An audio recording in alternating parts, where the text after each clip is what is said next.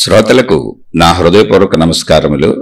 మన శ్రోతలలో ఒక సోదరి ప్రశ్నను పంపటం జరిగింది. ఆ ప్రశ్న, విశ్వశక్తి యొక్క ఆలోచన భావనలే నా స్వరూపమైనప్పుడు ఆ విశ్వశక్తికి సంపూర్ణ జ్ఞానము ఉన్నప్పుడు నాలో ఈర్ష్య ద్వేషాది గుణములు వచ్చే విధముగా పరిమిత భావం ఎందుకు ఏర్పడింది? మళ్ళీ ప్రశ్న ఇంకోసారి చదువుతున్నాను, అంటే వివరిస్తున్నాను. విశ్వశక్తి అనేది ఒకటి ఉంది, అది అనంతము, ఏకమైనది, సర్వవ్యాపకమైనది, సచ్చిదానందము, అది నిశ్చలమైనది, పవిత్రమైనది అని చెప్పుకుంటున్నాం కదా. మరి ఆ విశ్వశక్తి యొక్క ఆలోచనలు భావాలే నా స్వరూపమైనప్పుడు, అంటే విశ్వశక్తి యొక్క సంకల్పములు భావములు మన స్వరూపములని దీనికి ముందు ఒక శీర్షిక చెప్పుకోవడం జరిగింది. అది అయినప్పుడు ఆ విశ్వశక్తికి సంపూర్ణమైనటువంటి జ్ఞానము ఉన్నప్పుడు, అంటే నేను అనంత ఏక విశ్వశక్తిని, అనంత ఆత్మశక్తిని అనే జ్ఞానం దానికి ఉన్నప్పుడు నాకు ఈర్ష్య ద్వేష ఇటువంటి చెడు గుణములన్నీ వచ్చే విధంగా అసలు పరిమిత భావం నాకు ఎందుకు ఏర్పడింది? ఇది ప్రశ్న. ఈ ప్రశ్న వీరు ఎందుకు అడిగారంటే, వీరు ఇంతకు ముందు శీర్షిక విన్నారు, 1476 శక్తి సృష్టిగా ఎలా మారింది అని.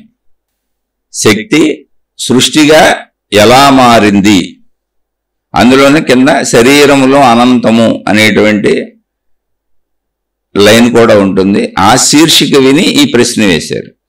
అయితే అసలు ఆ శీర్షిక కూడా ఈ సోదరే ప్రశ్నిస్తే చెప్పడం జరిగింది.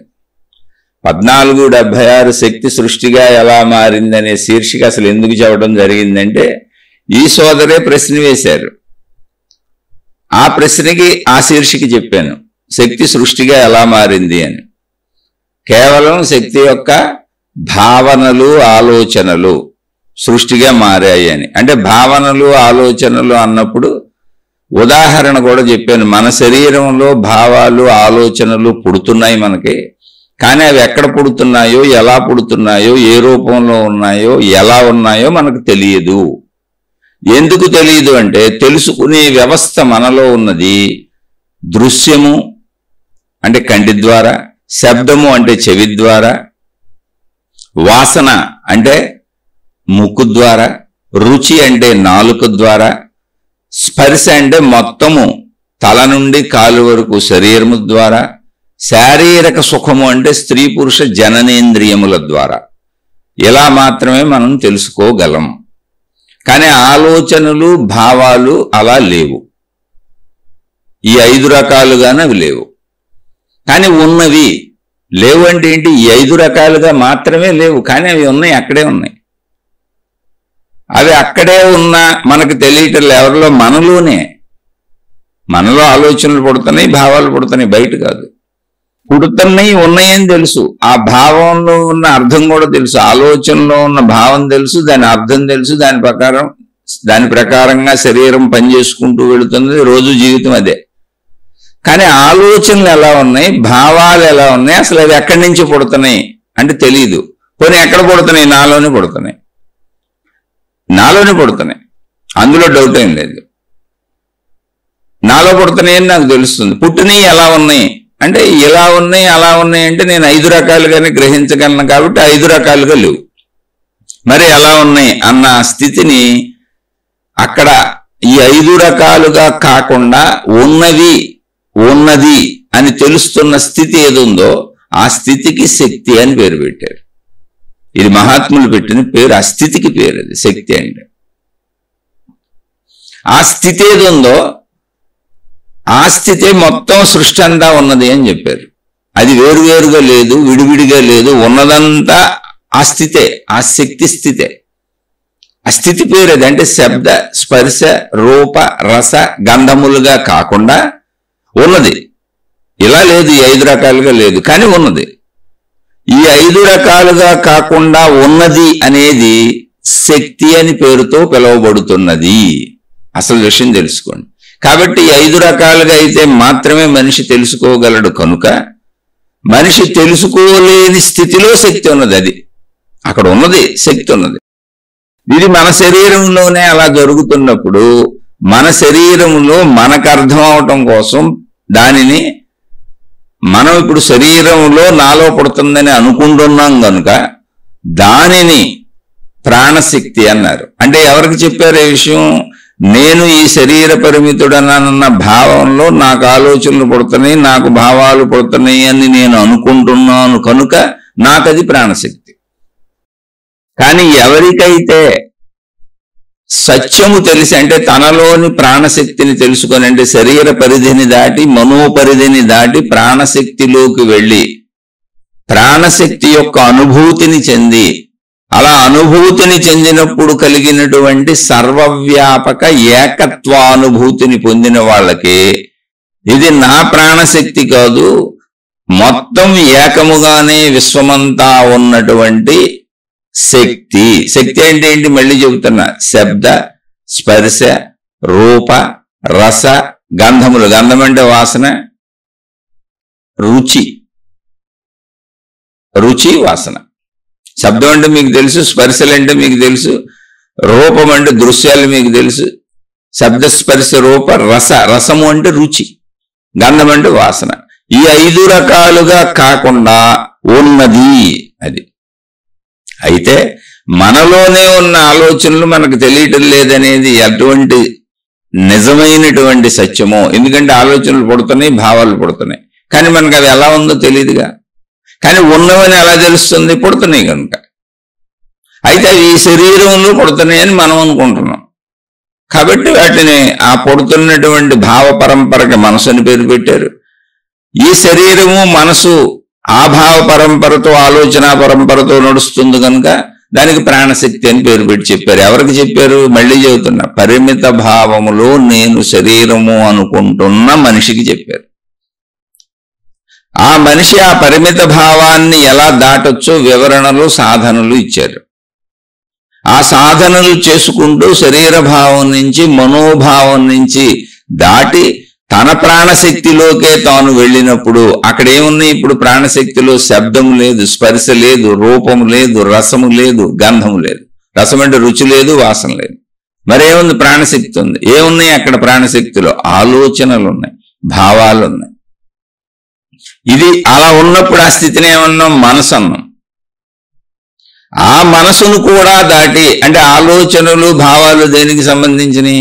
ప్రపంచంలో నేను చేసిన పనులకు సంబంధించినవి, ప్రపంచం నుంచి నేను గ్రహించిన విషయాలకు సంబంధించినవి. కాబట్టి ఆ విషయాలను వదిలేసి, ఆ భావాలను వదిలేసి, ఆ అనుభవాలను వదిలేసి ఒట్టి ప్రాణశక్తిలోకి వెళితే, వదిలేసేంటి? ఎందుకు వదలలేను? భావం నాదేగా. ఇది తీయగా ఉంది, ఇది పుల్లగా ఉంది, ఇది నొప్పిగా ఉంది, ఇది సుఖంగా ఉంది, ఇది హాయిగా ఉంది, వీళ్ళు నా వాళ్ళు కాదు, నేనే వేసుకున్న భావాలే కదా. ఇప్పుడు నేనేగా బ్లాక్ బోర్డు మీద రాశాను, చెరిపోయి మొత్తం, అప్పుడు బ్లాక్ బోర్డు మిగిలిపోద్ది. అలా దాటటం నేర్చుకో. సాధన చేయకుండా, నేర్చుకోకుండా అది ఎలా కుదురుతుంది అనుకుంటే ఎలా వస్తుంది? సాధన చేయాలి. శరీరము నేనని అనుభవిస్తున్నాను కాబట్టి శరీరము నేననే సాధన రోజు జరిగిపోతుంది. పుట్టిన కాడి నుంచి రోజు జరుగుతుంది.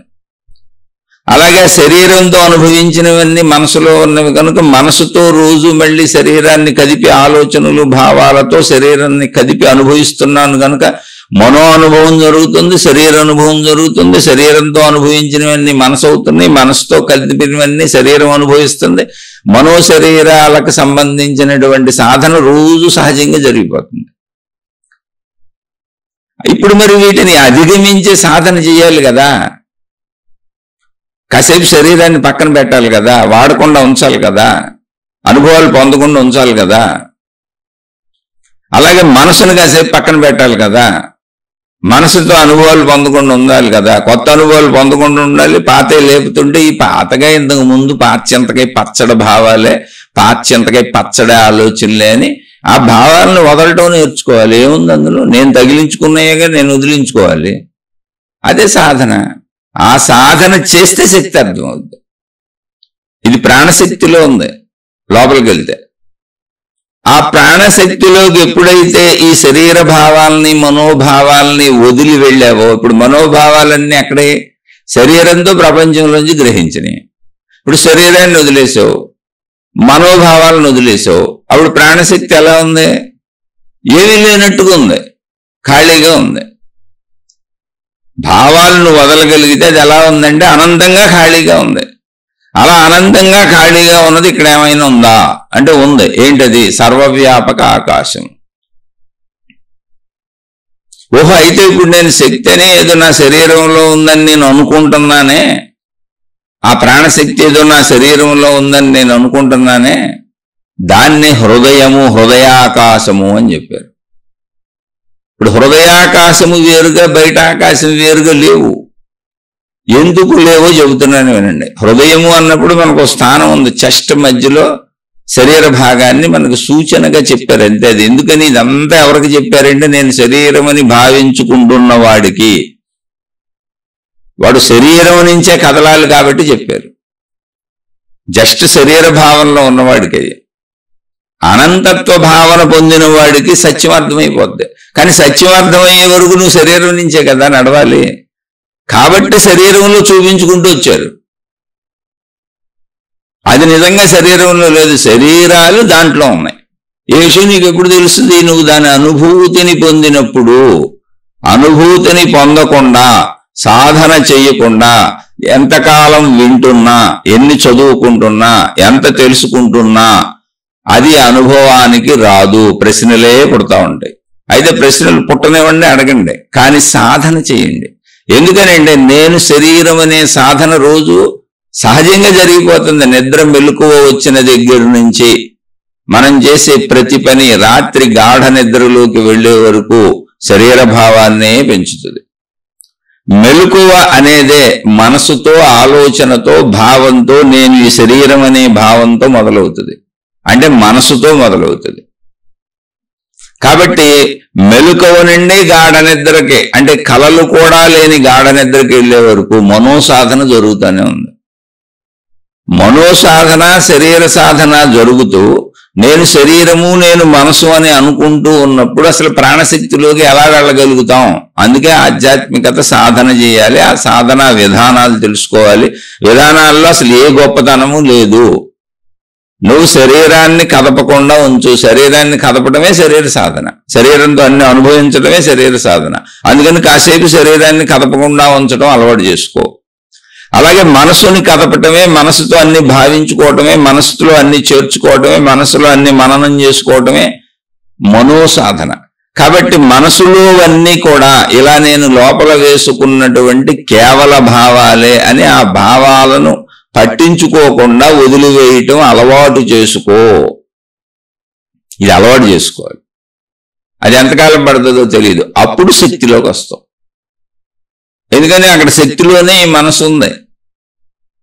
ఉన్నది ఆలోచనలు తెలుస్తున్నాయి కదా. శబ్ద, స్పర్శ, రూప, రస అంటే రుచి, గంధ అంటే వాసనలకు తగ్గట్టుగా లేదుగా. ఆ లేని స్థితికేగా శక్తి అని పేరు పెట్టారు. కాబట్టి అలా శక్తిలోకి వచ్చిన వారికి ఏం తెలిసిందంటే, ఈ శక్తి అనేది సర్వవ్యాపకముగా ఆకాశము వలె ఉన్నది అని తెలిసింది. అది ఎక్కడ ఖండమం లేదు, మొక్కలుగా లేదు, అనంతంగానే ఉంది అని తెలిసింది. ఆ శక్తిలోనే మొత్తం సృష్టి అంతా ఉన్నది, నేను కూడా ఉన్నాను అని తెలిసింది. సరే, ఓకే, మరి ఇది అప్పుడు నాకెందుకు తెలియట్లేదు? మరి నాకు పరిమిత భావన ఎందుకు కలుగుతుంది? ఆ శక్తి భావన ఎందుకు కలగట్లేదు? అసలు పోన్లే, ఇది ముందు తర్వాత తెలుసుకుందాం. అసలు ఆ శక్తిలో, సర్వవ్యాపక ఆకాశములో నేను ఎలా ఉన్నాను? అది నాలో ఉంది అన్నంత వరకు నాకు అర్థమవుతుంది. ఎందుకంటే ప్రాణశక్తి నాలో ఉంది, నేను బతుకున్నాను. ప్రాణశక్తి పోతే చచ్చిపోయాడు, చచ్చిపోయింది అంటున్నారు. మనసులో భావాలు నాలో పుడుతున్నాయి కాబట్టి, శరీరంలో పుడుతున్నాయి కాబట్టి, ఆ పుట్టిన భావాలకు అనుగుణంగా శరీరాన్ని కదుపుతున్నాను కాబట్టి అది అర్థమవుతుంది నాకు. మనసు అర్థమవుతుంది, భావాలు అర్థమవుతున్నాయి, ఆలోచనలు అర్థమవుతున్నాయి, శరీరం అర్థమవుతుంది. మరి సర్వవ్యాపక అనంతాకాశములోనే శరీరాలన్నీ ఉన్నాయి అంటే అది ఎలా నాకు అర్థం అవట్లేదే? అంటే అదే చెప్పేది ఇక్కడ. నీకు శబ్దం అయితే తెలుస్తుంది, నీకు దృశ్యం అయితే తెలుస్తుంది, నీకు రుచి అయితే తెలుస్తుంది, నీకు వాసన అయితే తెలుస్తుంది, నీకు స్పర్శ అయితే తెలుస్తుంది. ఇంకే రకంగా నీకు తెలియదు.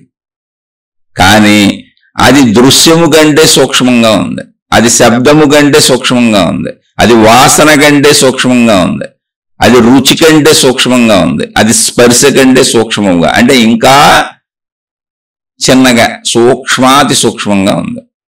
అంత సూక్ష్మంగా ఉంది కనుక అది మీరు చూడండి, మన శరీరములోంచి మొత్తం వ్యాపించే ఉంది అది, కానీ వ్యాపించి ఉందని మనకు తెలియదు. ఎందుకంటే అంత సూక్ష్మతని మనం గుర్తుపట్టలేం. అది ప్రాబ్లం.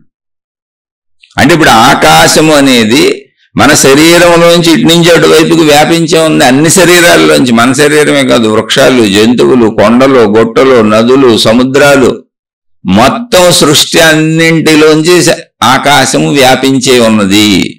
ఈ అనుభవం ఆ శక్తిలోకి వెళ్ళిన వాళ్ళకి తెలుస్తుంది. ఆకాశము, శక్తి పేర్లు.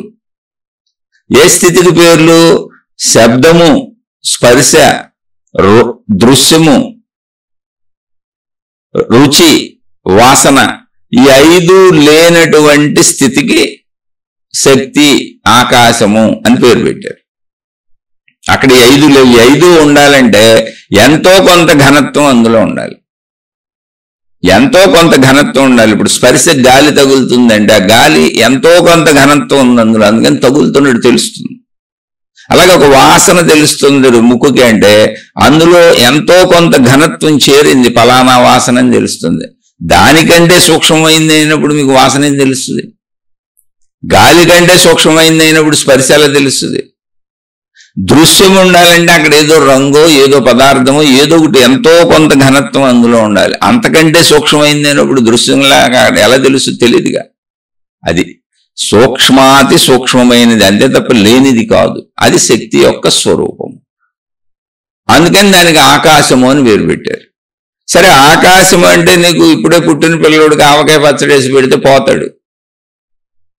అప్పుడే పుట్టిన పిల్లవాడికి మంచి ఆవకాయ పప్పు ఇవన్నీ మనకి ఇష్టం కదా అని ఇంత ఆవకాయ కలిపి, ఇంత నెయ్యి వేసి, ఇంత పప్పు వేసి మంచిగా దట్టించి పిల్లోడికి తినిపించారు అనుకోండి, చచ్చిపోతాడు. ఆ బిడ్డకి తినిపిస్తే బిడ్డ ఉండదు, ఆవకాయ వేసి పెడితే.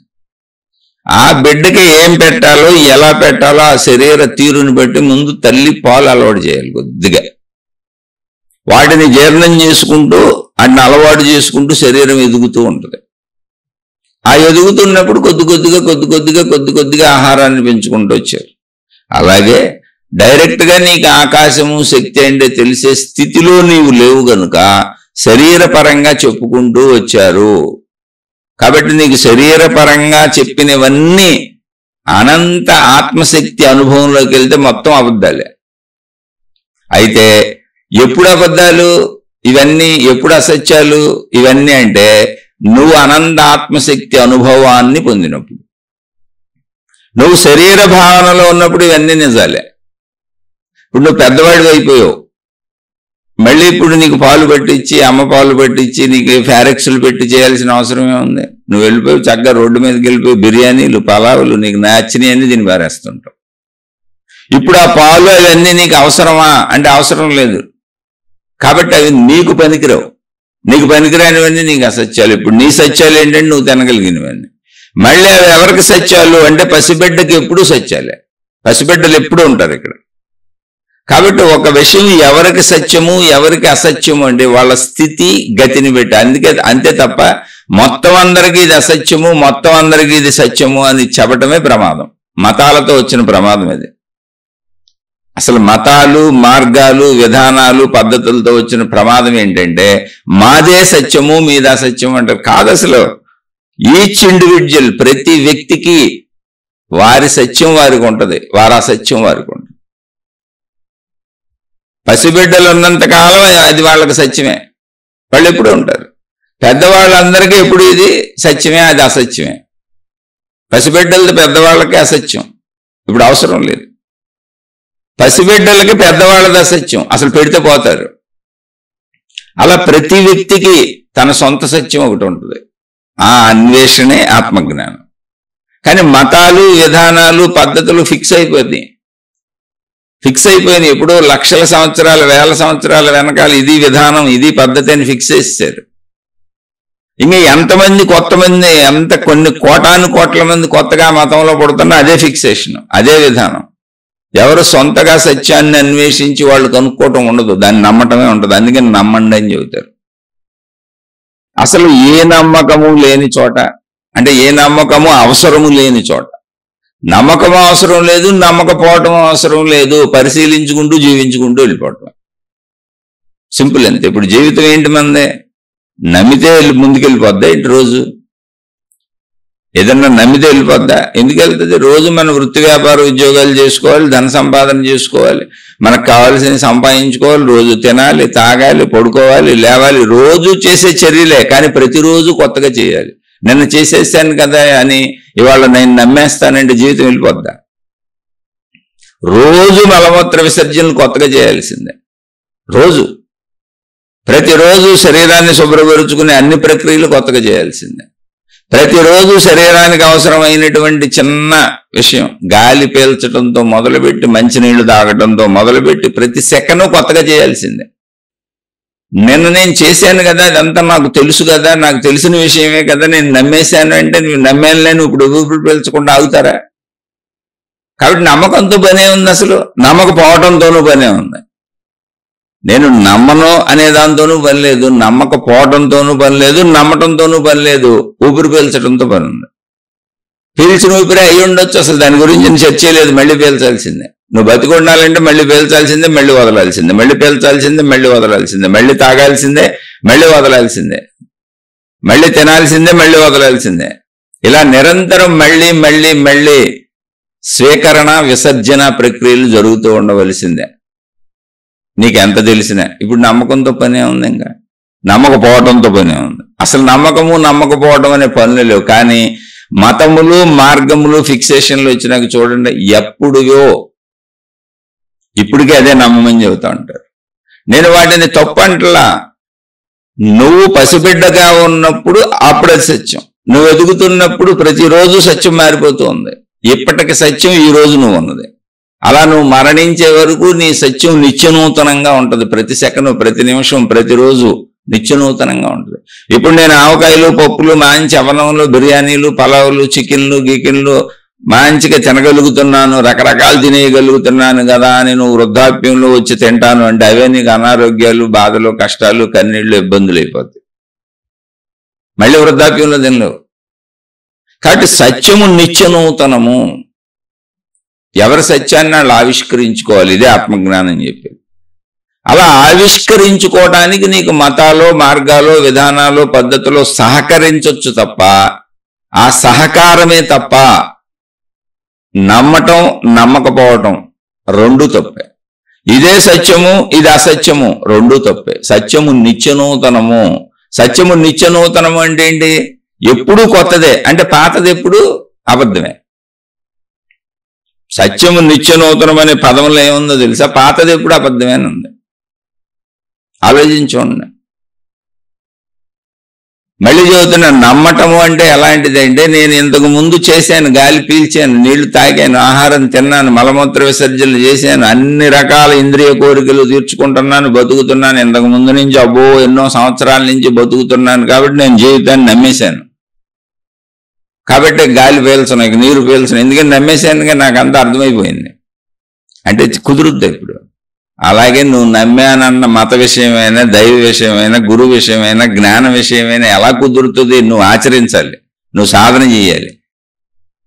నీ నమ్మకంతో పనే ఉంది, అసలు నమ్మకపోవటంతోనూ పనే ఉంది. అసలు నమ్మటము నమ్మకపోవటాలతో పనే లేదు.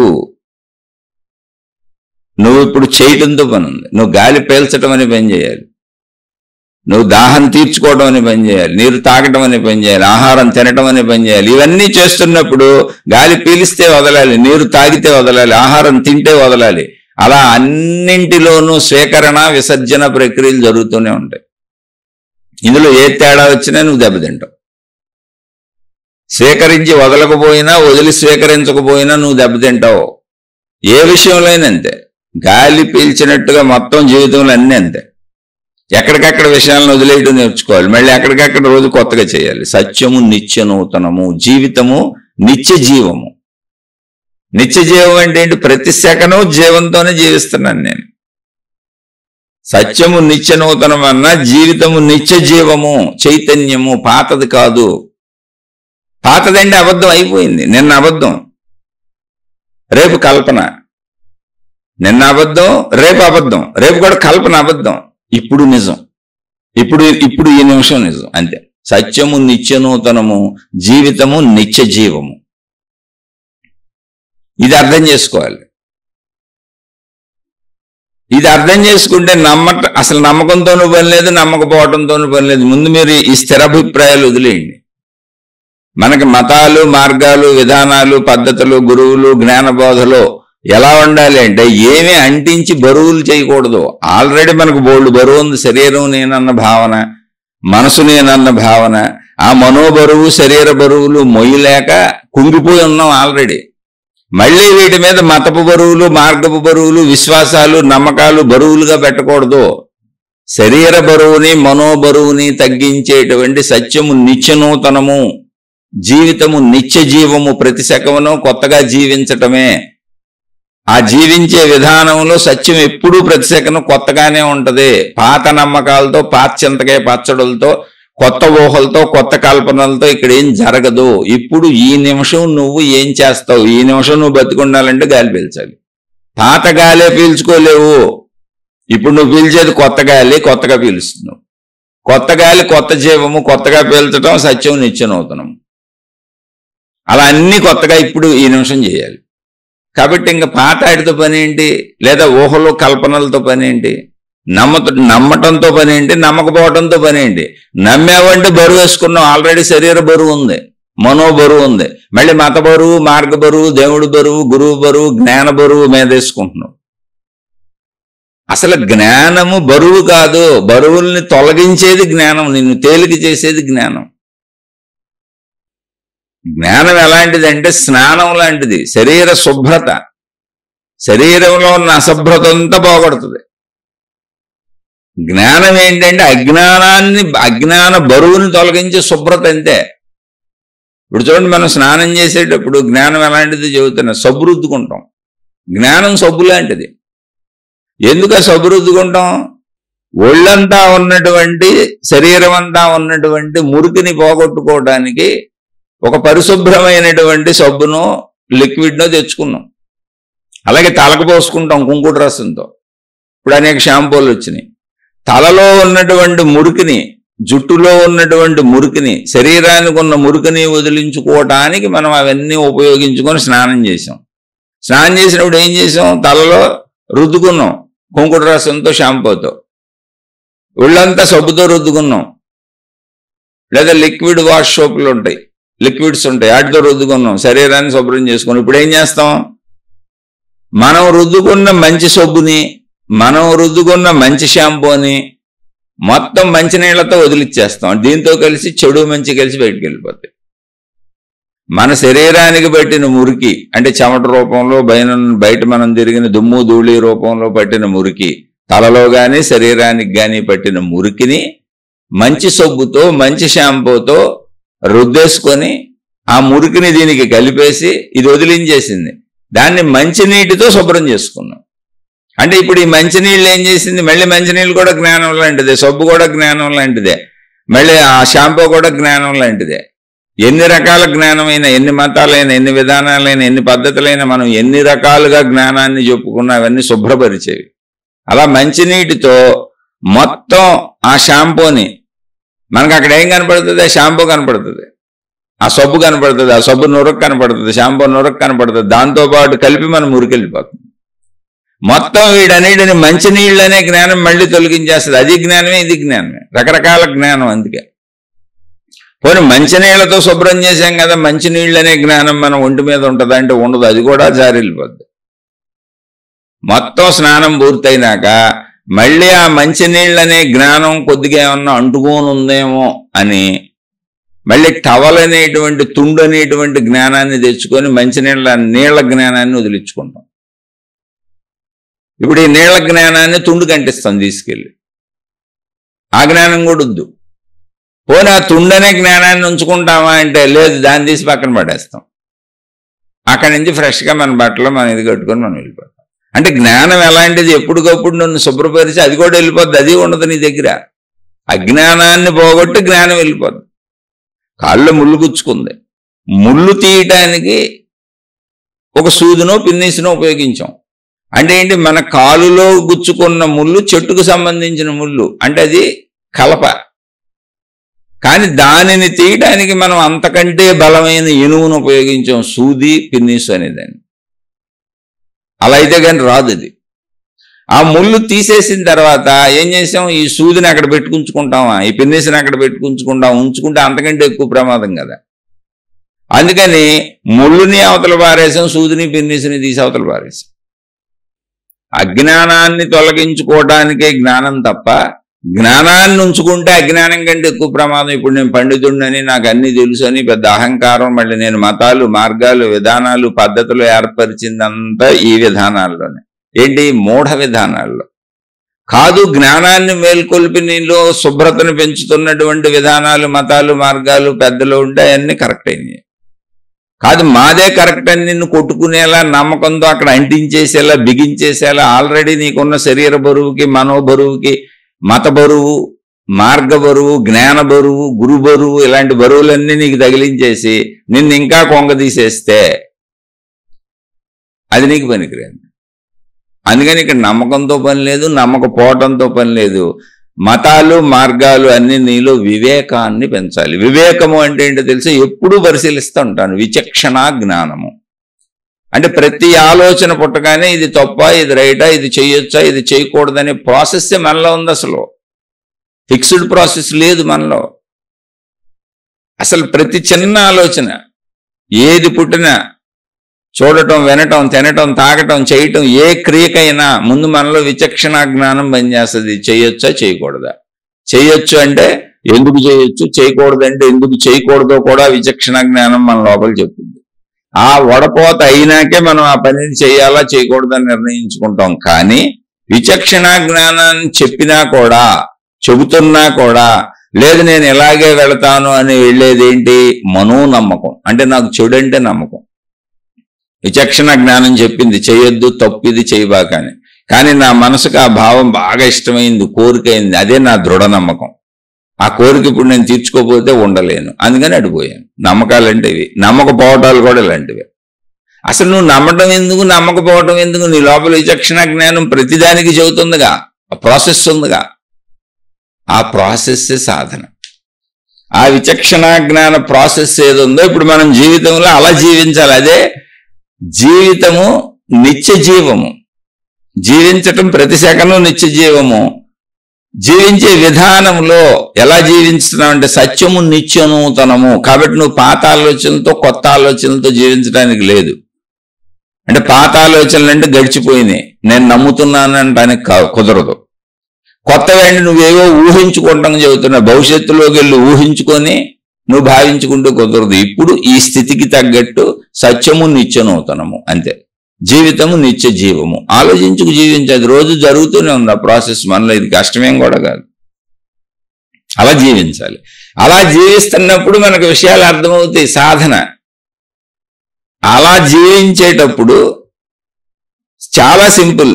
శరీరంతో రోజు మనం చేసే పనులన్నీ శరీర భావాన్ని పెంచుతున్నాయి. మనసుతో మనం చేసే పనులన్నీ మనోభావాన్ని పెంచుతున్నాయి. మనసు లేకుండా శరీరం కదిలే ప్రసక్తే లేదు. కాబట్టి రోజు శరీర మనోభావాలు పెరుగుతున్నాయి. సాధన జరిగిపోతానే ఉంది పుట్టిన దగ్గర నుంచి ఇప్పటి వరకు. ఇప్పుడు దీనికి మనం ఆపోజిట్ సాధన చేస్తాం రోజు కాసేపు.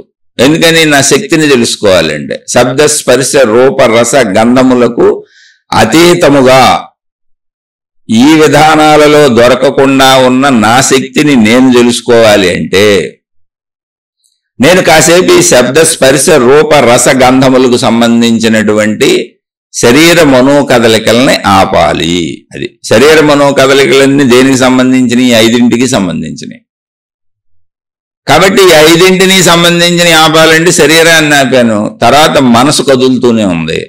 మనసు కదులుతున్నప్పుడు మనసులో విషయాలు కేవలం భావాలు, జ్ఞాపకాలే తప్ప అక్కడేమీ లేవు. అవి నీడలే, కేవలము అవి నీడలు, ఛాయామాత్రము. అక్కడ ఏమీ లేవు. ఈ విషయాన్ని గ్రహించి వాటిని పట్టించుకోకుండా వదిలేయటం నేర్చుకోవటం అనే సాధన చేయాలి. అప్పుడు శక్తిలోకి వస్తాం. శక్తిలోకి వస్తే తెలుస్తుంది. అక్కడ శబ్దస్పర్శ రూపరస గంధములు లేవు కాబట్టి అది సూక్ష్మాతి సూక్ష్మం వీటికంటే, కాబట్టి నేను తెలుసుకోలేకపోతున్నాను, కానీ శక్తి ఉన్నది అని అనుభవం అవుతుంది. ఎలా ఆలోచనలు ఉన్నాయి, భావాలు ఉన్నాయి, కానీ అవి ఎలా ఉన్నాయో నేను తెలుసుకోలేకపోతున్నాగా, అలాగే సేమ్ శక్తి ఉన్నది అని తెలుస్తుంది. తెలిసినప్పుడు అది సర్వవ్యాపకము అనంతము అని తెలుస్తుంది.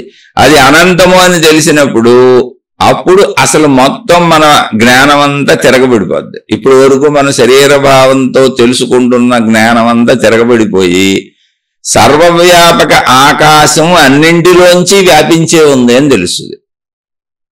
అన్నీ అందులోనే ఉన్నాయి, అది అన్నింటిలోంచి వ్యాపించే ఉన్నది. ఎందుకనంటే అన్నింటికంటే సూక్ష్మమైనది అది. దాన్ని ఏవి అడ్డుకోలేవు. ఎందుకంటే అడ్డుకునే ఘనత్వం ఏది ఆకాశములో లేదు, శక్తిలో లేదు. ఘనత్వం ఉంటేనే అడ్డుకోగలదు. ఒక బట్టను నీటిలో ముంచారు, కాసేపు అలా ఉంచారు, ఆ బట్ట నీరంతా పీల్చేసుకుంది. ఇప్పుడు తడి బట్ట అయిపోయింది అది. అంటే ఏంటి, ఇప్పుడు బట్ట మొత్తం నీరు వ్యాపించింది. ఎందుకు వ్యాపించింది? బట్టకి ఆ గుణం ఉన్నది కనుక. మనం ముంచినటువంటి వస్త్రమునకు ఆ గుణము ఉన్నది కనుక, నీటిని పీల్చుకునే గుణం ఉంది. నీటికి వస్త్రమును కప్పే గుణం ఉంది, వస్త్రములోకి ఇంకే గుణం ఉంది. ఇప్పుడు అలా నీటిలో తడిచిన వస్త్రము దగ్గరికి వెళ్ళి, వస్త్రమా నువ్వెవరు అని అడిగితే, అంటే నీకు నీరు తెలుసా అని వస్త్రాన్ని అడిగామనుకోండి, ఏం చెప్పుద్ది అది? ఇప్పుడు అది దానికి భిన్నంగా నీరుందా? దానికి తెలియటానికి భిన్నంగా నీరు లేదుగా, నీరు తను కలిసిపోయే ఉంది. పోనీ నీటిని నీకు వస్త్రం తెలుసా అని అడిగామనుకోండి, దానికి భిన్నంగా వస్త్రం ఉందా? ఇప్పుడు వస్త్రము నీరు కలిసిపోయి ఉండే ఏకభావంలో ఉంది అది. అలా అనంత ఆత్మశక్తి స్వరూపంలో, ప్రాణశక్తి స్వరూపంలో ఎవరైతే నేను శక్తినన్న భావనను పొందారో వాళ్ళ దగ్గరికి వెళ్ళి నీకు సృష్టి తెలుసా అంటే మొత్తం ఉన్నది నేనే అంటారు. ఏకత్వ భావాన్ని చెబుతారు. ఏకత్వ భావాన్ని చెబుతారు. అర్థం అవడానికి మీకు ఉదాహరణగా చెప్పాను ఇందాక, వస్త్రము నీరు, ఆ ఏకత్వ భావన వస్తుంది. అలానే ఏకత్వ భావంలో సృష్టి లేదా అంటే ఉంది మొత్తం, కానీ అది నాలోనే ఉన్నప్పుడు నాకు దాని గురించిన ఆలోచన ఏముంటుంది? నాకు నా ఆలోచన ఏంటి? నేను సర్వవ్యాపక ఆకాశాన్ని, ఆకాశంగా నేను అనంతంగా ఉన్నాను. 99% నేను ఆకాశ స్వరూపంగా ఉన్నాను. 1% నాలో అక్కడక్కడ సృష్టి ఉంది. 1% గురించిన ధ్యాస అసలు నాకు ఎందుకు ఉంటుంది? మొత్తంగా నేనేంటో నాకు ఆ ధ్యాస ఉంటుంది. కానీ అందుకని నేను అనంత ఆత్మశక్తి స్వరూపుడను, స్వరూపురాలను అనే భావన వస్తుంది. ఇక్కడ కూడా మళ్ళీ స్త్రీ పురుష భేదం ఇద్దరూ వింటారు కాబట్టి చెప్పాను తప్ప అక్కడ స్త్రీ పురుష భేదం ఉండదు. ఇది శక్తి భావన. ఈ శక్తి భావనని ఈ సోదరు ఇంతకు ముందు అడిగినప్పుడు, ఇందాక చెప్పాను మీకు, శీర్షిక ఇలా అడిగారు, ఆవిడ కోసమే చెప్పాను శక్తి సృష్టిగా ఎలా మారింది అని. అడిగినప్పుడు మన శరీరంలోని మన భావాలతో ఆలోచనలతో పోల్చి ఆకాశంలో ఉన్న ఆలోచనలు భావాలు సృష్టిగా ఉన్నవి అని చెప్పాను. అలా ఎందుకు ఉందా మరి ఎవరైనా వినని వాళ్ళు ఆ శీర్షిక వినండి, మళ్ళీ చక్కగా అర్థమవుతుంది. ఇక్కడ క్లుప్తంగా చెప్పి ముందుకు వెళ్ళిపోతాను. ఆ భావాలు ఎందుకు ఉన్నాయి అసలు ఆకాశంలో అంటే, భావాలు ఆలోచనలు అనేవి ప్రత్యేకంగా మనం పెట్టుకున్న పేర్లు. ఆలోచన భావం అని మనిషి పెట్టుకున్న పేర్లేవి కాదు. అది కదలిక, అది చైతన్యం. నాలో కదలికలు ఎలా ఉన్నాయంటే నాకు తెలిసిన విషయాలకు తగ్గట్టుగా ఆడిన ఆలోచనలు భావాలన్నా. మీలో కదలికలు ఎలా ఉన్నాయంటే, అంటే బ్రతికున్న ప్రతి వ్యక్తిలో బ్రతికి ఉన్నారు అనడానికి గుర్తేంటి? కదలిక, చైతన్యం. మీలో కదలికలు ఎలా ఉన్నాయంటే మీకు తెలిసినట్టుగా, అంతే, సింపుల్ ఇది. అలాగే ఆకాశ కదలికలు ఎలా ఉంటాయంటే ఆకాశానికి తెలిసినట్టుగా. దానికి సర్వము తెలుసు. దానికి సర్వము తెలుసు కనుక తెలిసినటువంటి దాని భావ కదలికలు, అంటే భావము పేరు మనిషి పెట్టింది, ఆలోచన పేరు మనిషి పెట్టింది, ఆకాశానికి అది వర్తించదు. ఆకాశంలో దాన్ని చైతన్యము అంటారు, కదలిక అంటారు. మీకు అర్థం అవడం కోసం నేను భావము ఆలోచన అని చెబుతున్నాం, మనం ఆ పేర్లు పెట్టుకున్నాం కాబట్టి. కానీ ఆకాశానికి భావము ఆలోచన అనేది వర్తించదు, అది చైతన్యము, కదలిక. కానీ అవే దాని భావములు ఆలోచనలు మనకు అర్థం అవడం కోసం. దానిలో దానికి తెలిసినవి దాని భావములుగా, దాని ఆలోచనలుగా, అంటే చైతన్యముగా కదులుతున్నప్పుడు అవి ఆ భావములు, ఆలోచనలు, దానికి తెలిసినవి ఏ ఉన్నవో దాని చైతన్య కదలికలు తనలో ఉన్నట్టుగా తనకు అనిపించినవి యావత్ సృష్టిగా మనకు అనిపిస్తున్నది అని చెప్పారు. అప్పుడు సోదరికి వచ్చిన సందేహం ఏంటంటే, ఓహో శక్తి సృష్టిగా ఇలా మారింది, ఓకే బానే ఉంది. మరి అలా అనిపిస్తున్నప్పుడు అంటే అందులో చెప్పినప్పుడు కళల గురించి కూడా అడిగారు. కళలను కూడా పోలుస్తూ చెప్పారు ఆ శీర్షికలో. వినని వారు ఆ శీర్షిక వినండి. స్టార్టింగ్లో ఆ శీర్షిక వివరాలు చెప్పాను. ఇప్పుడు ఈవిడికి వచ్చిన సందేహం ఏంటంటే, మళ్ళీ అదే సోదరికి ఆ శీర్షిక విన్నప్పుడు వచ్చిన సందేహం ఏంటంటే, ఆ శక్తే నేనైనప్పుడు, ఆ ఆలోచన భావనలే నా స్వరూపమైనప్పుడు, ఆ విశ్వశక్తికి సంపూర్ణ జ్ఞానము ఉన్నప్పుడు నాలో పరిమిత గుణాలు, పరిమిత భావం ఎందుకు ఏర్పడింది? పరిమిత గుణాలంటే పరిమిత భావంలో వచ్చేటువంటి ఈర్ష్య, స్వార్థ, ద్వేష గుణములు ఎందుకు వచ్చాయి అని మళ్ళీ ప్రశ్న వచ్చింది సోదరుడికి. ఇక్కడే నేను చెబుతున్నా, మీరు నేను శరీరము పరిమితమని మీరు అనుకుంటున్నారు, అసలు రాలా. అదే చెప్పేది, ఇంతకు ముందు కూడా చెప్పింది అదే. అనంత ఆత్మశక్తికి ఆ భావం లేదు. మీరు అనుకుంటున్నారు నేను శరీరం అని, అది మీ భ్రాంతి. అదే మీ భ్రాంతి. ఎవరికి ఇప్పుడు శరీరం నేనని ఎవరు అనుకుంటున్నారో అది వాళ్ళ భ్రాంతి. వాళ్ళే ఇప్పుడు నేను శక్తిని తెలుసుకోవాలి, తెలుసుకుంటే గొడవంతా పోద్ది. ఎక్కడొచ్చింది రాలా అసలు. ఇప్పుడు దాకా చెప్పింది అదే, నేను మొదటి శీర్షికలో కూడా చెప్పింది అదే. కళలు వస్తున్నాయి మనకి. కళల్లో మొత్తం సృష్టి అంతా కనపడుతుంది. భౌతికంలో మెలకువలో ఏమి అనుభవిస్తామో అలా కళలో నేనున్నాను, మొత్తం సృష్టి ఉంది, నేను అన్నీ అనుభవిస్తున్నాను, నేను మెలకువ జీవితంలో అనుభవించినట్టుగానే. మరి కళలో ఎవరున్నారు? అక్కడెక్కడిది శక్తి, ఎక్కడిది? అవన్నీ ఎలా వచ్చినాయి అంటే కళలో లేవు, ఊరికి అనిపించినవి ఉన్నట్టుగా అంతే. అలాగే మీకు నిజంగా శరీరము ఈ పరిమితి లేదు, మీకు అనిపిస్తుంది కళలాగా.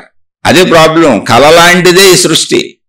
మళ్ళీ నాకు ఈర్ష్య గుణాలు ఎక్కడొచ్చినాయి, ద్వేష గుణాలు ఎక్కడొచ్చినాయి, ఇవన్నీ ఎక్కడి నుంచి వచ్చినాయంటే ఇవన్నీ లేవు కదా. అసలు చెప్పుకుంది అదే కదా, అనిపిస్తున్నది మీకు.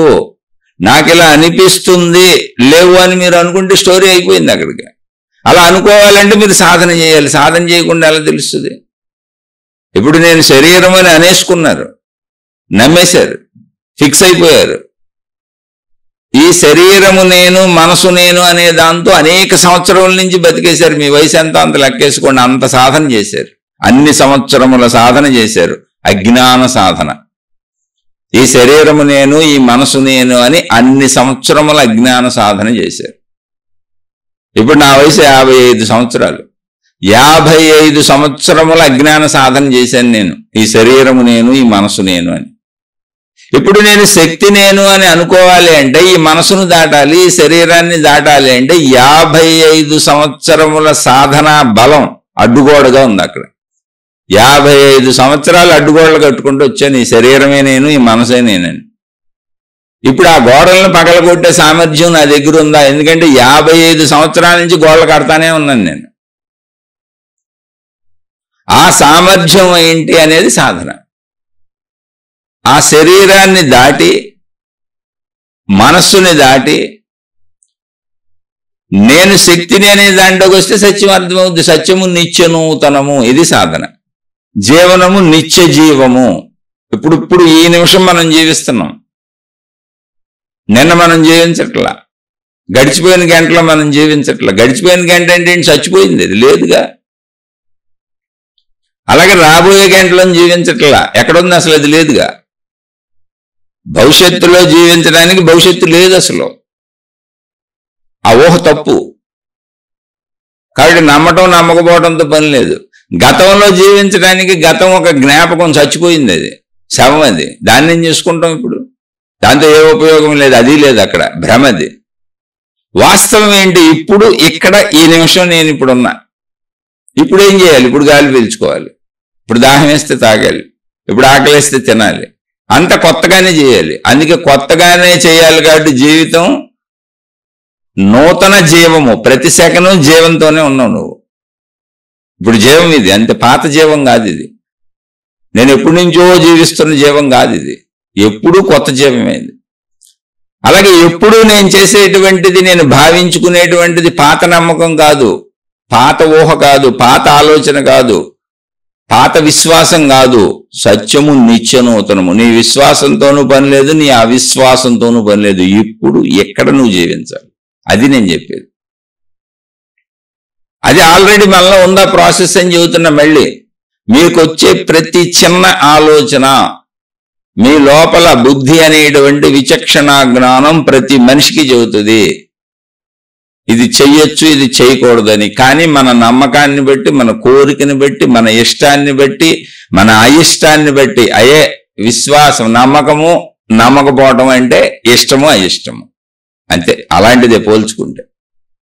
వాటిని బట్టి మనం చేస్తాం తప్ప బుద్ధి చెప్పినట్టు చెయ్యం. కానీ ప్రాసెస్ అదే జరుగుతుంది. సత్యము నిత్య నూతనము, జీవనము నిత్య జీవము అనే ప్రకారమే బుద్ధి పనిచేస్తుంది.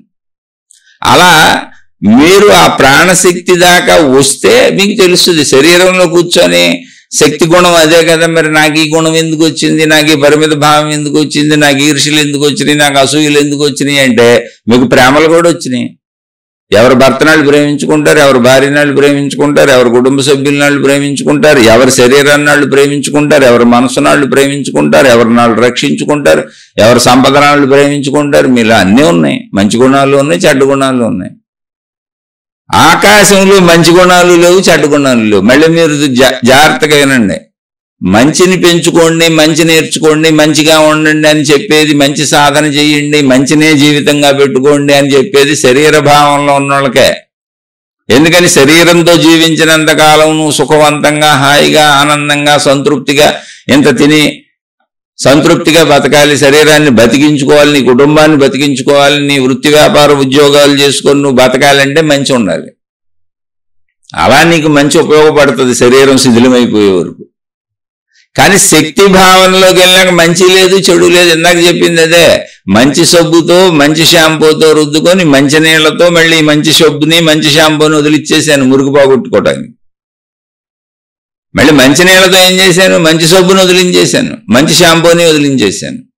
ఆ రెండిటితో కలిసి మురిగిపోయింది. జ్ఞానంతో కలిసి అజ్ఞానం పోయింది. పోనీ ఇంకో జ్ఞానం అని నీళ్లతో వదిలిచ్చేశాను కదా దాన్ని. పోనీ నీళ్లను ఉంచుకున్నానా? లేదు. మళ్ళీ తుండనేటువంటి ఇంకోటి తెచ్చుకున్నాను, టవల్ అనేటువంటిది ఇంకోటి తెచ్చుకొని ఈ జ్ఞానాన్ని వదిలిచ్చేశాను, నీళ్ళనే జ్ఞానాన్ని వదిలిచ్చేశాను.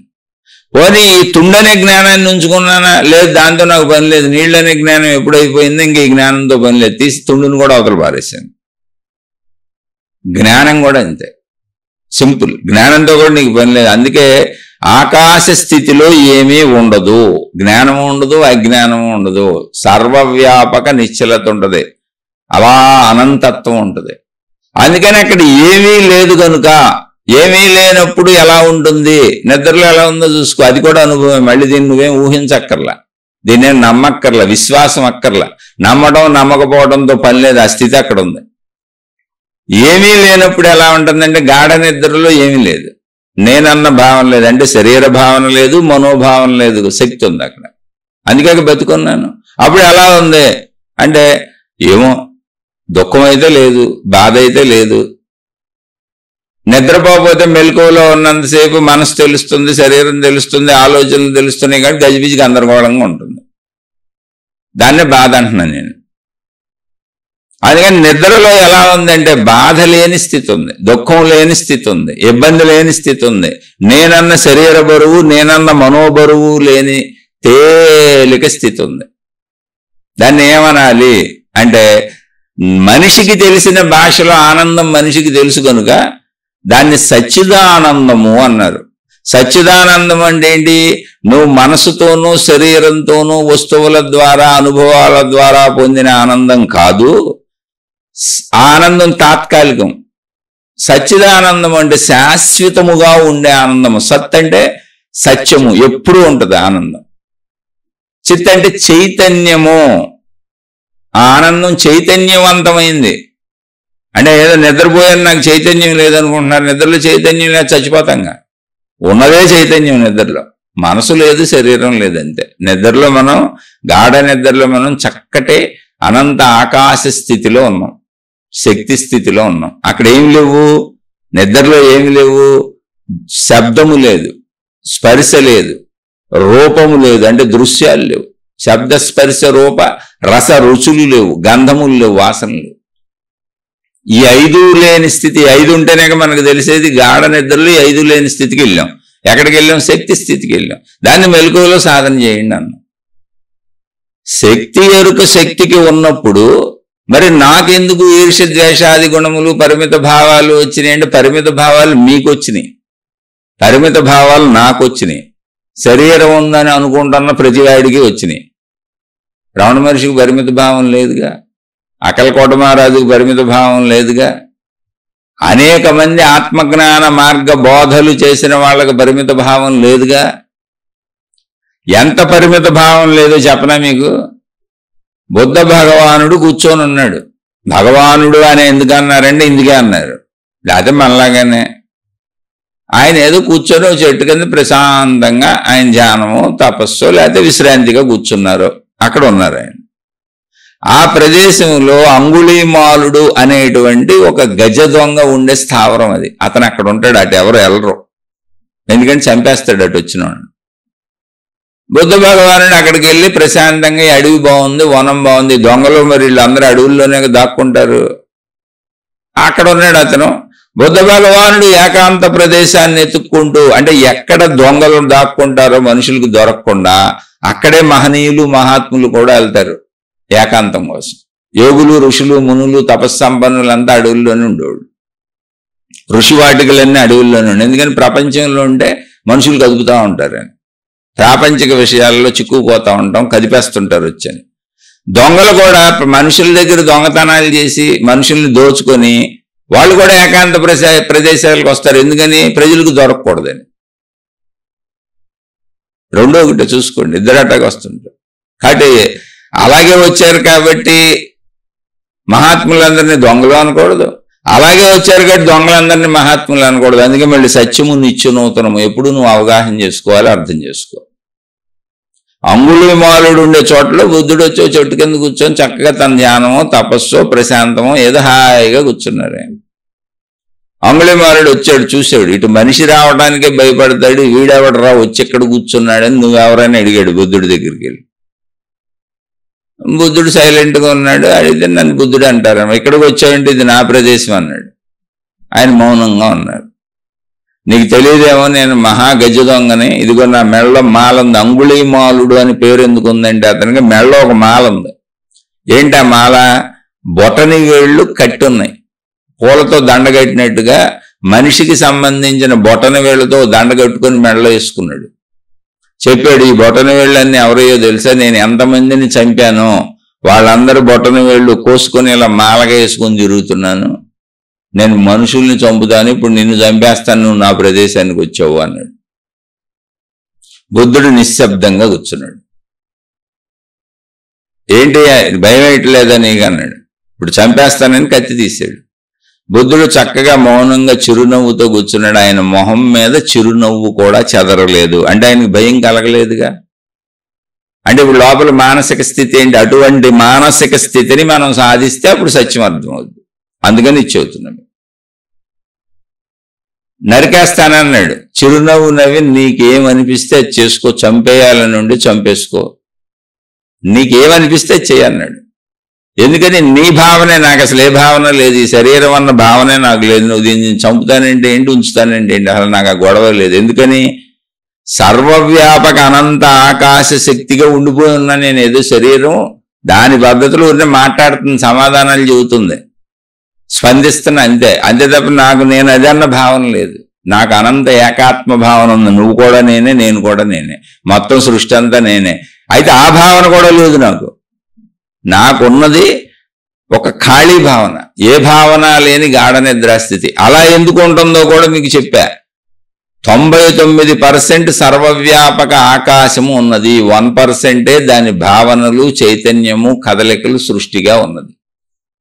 1% ధ్యాస ఎందుకు ఉంటుందండి? 99% ధ్యాసే కదా ఉంటది నేను ఇదేని. ఆ 1% బట్టుకు ఎందుకు వెళ్ళాడతాం మనం?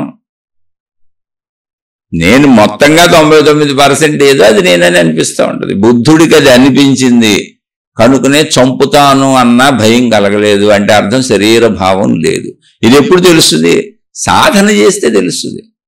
నాలో ఈర్ష్య ఎందుకుంది, నాలో కోపం ఎందుకుంది, నాలో ఈ గుణం ఎందుకుంది, ఆ గుణం ఎందుకుంది, నేను తప్పులు ఎందుకు మానలేకపోతున్నాను, నేను పొరపాట్లు ఎందుకు మానలేకపోతున్నాను, నేను ఎందుకు ఇవన్నీ వదిలి ఉండలేకపోతున్నానంటే మీకు తెలియదేమో నేను అసలు తప్పులే చేయను.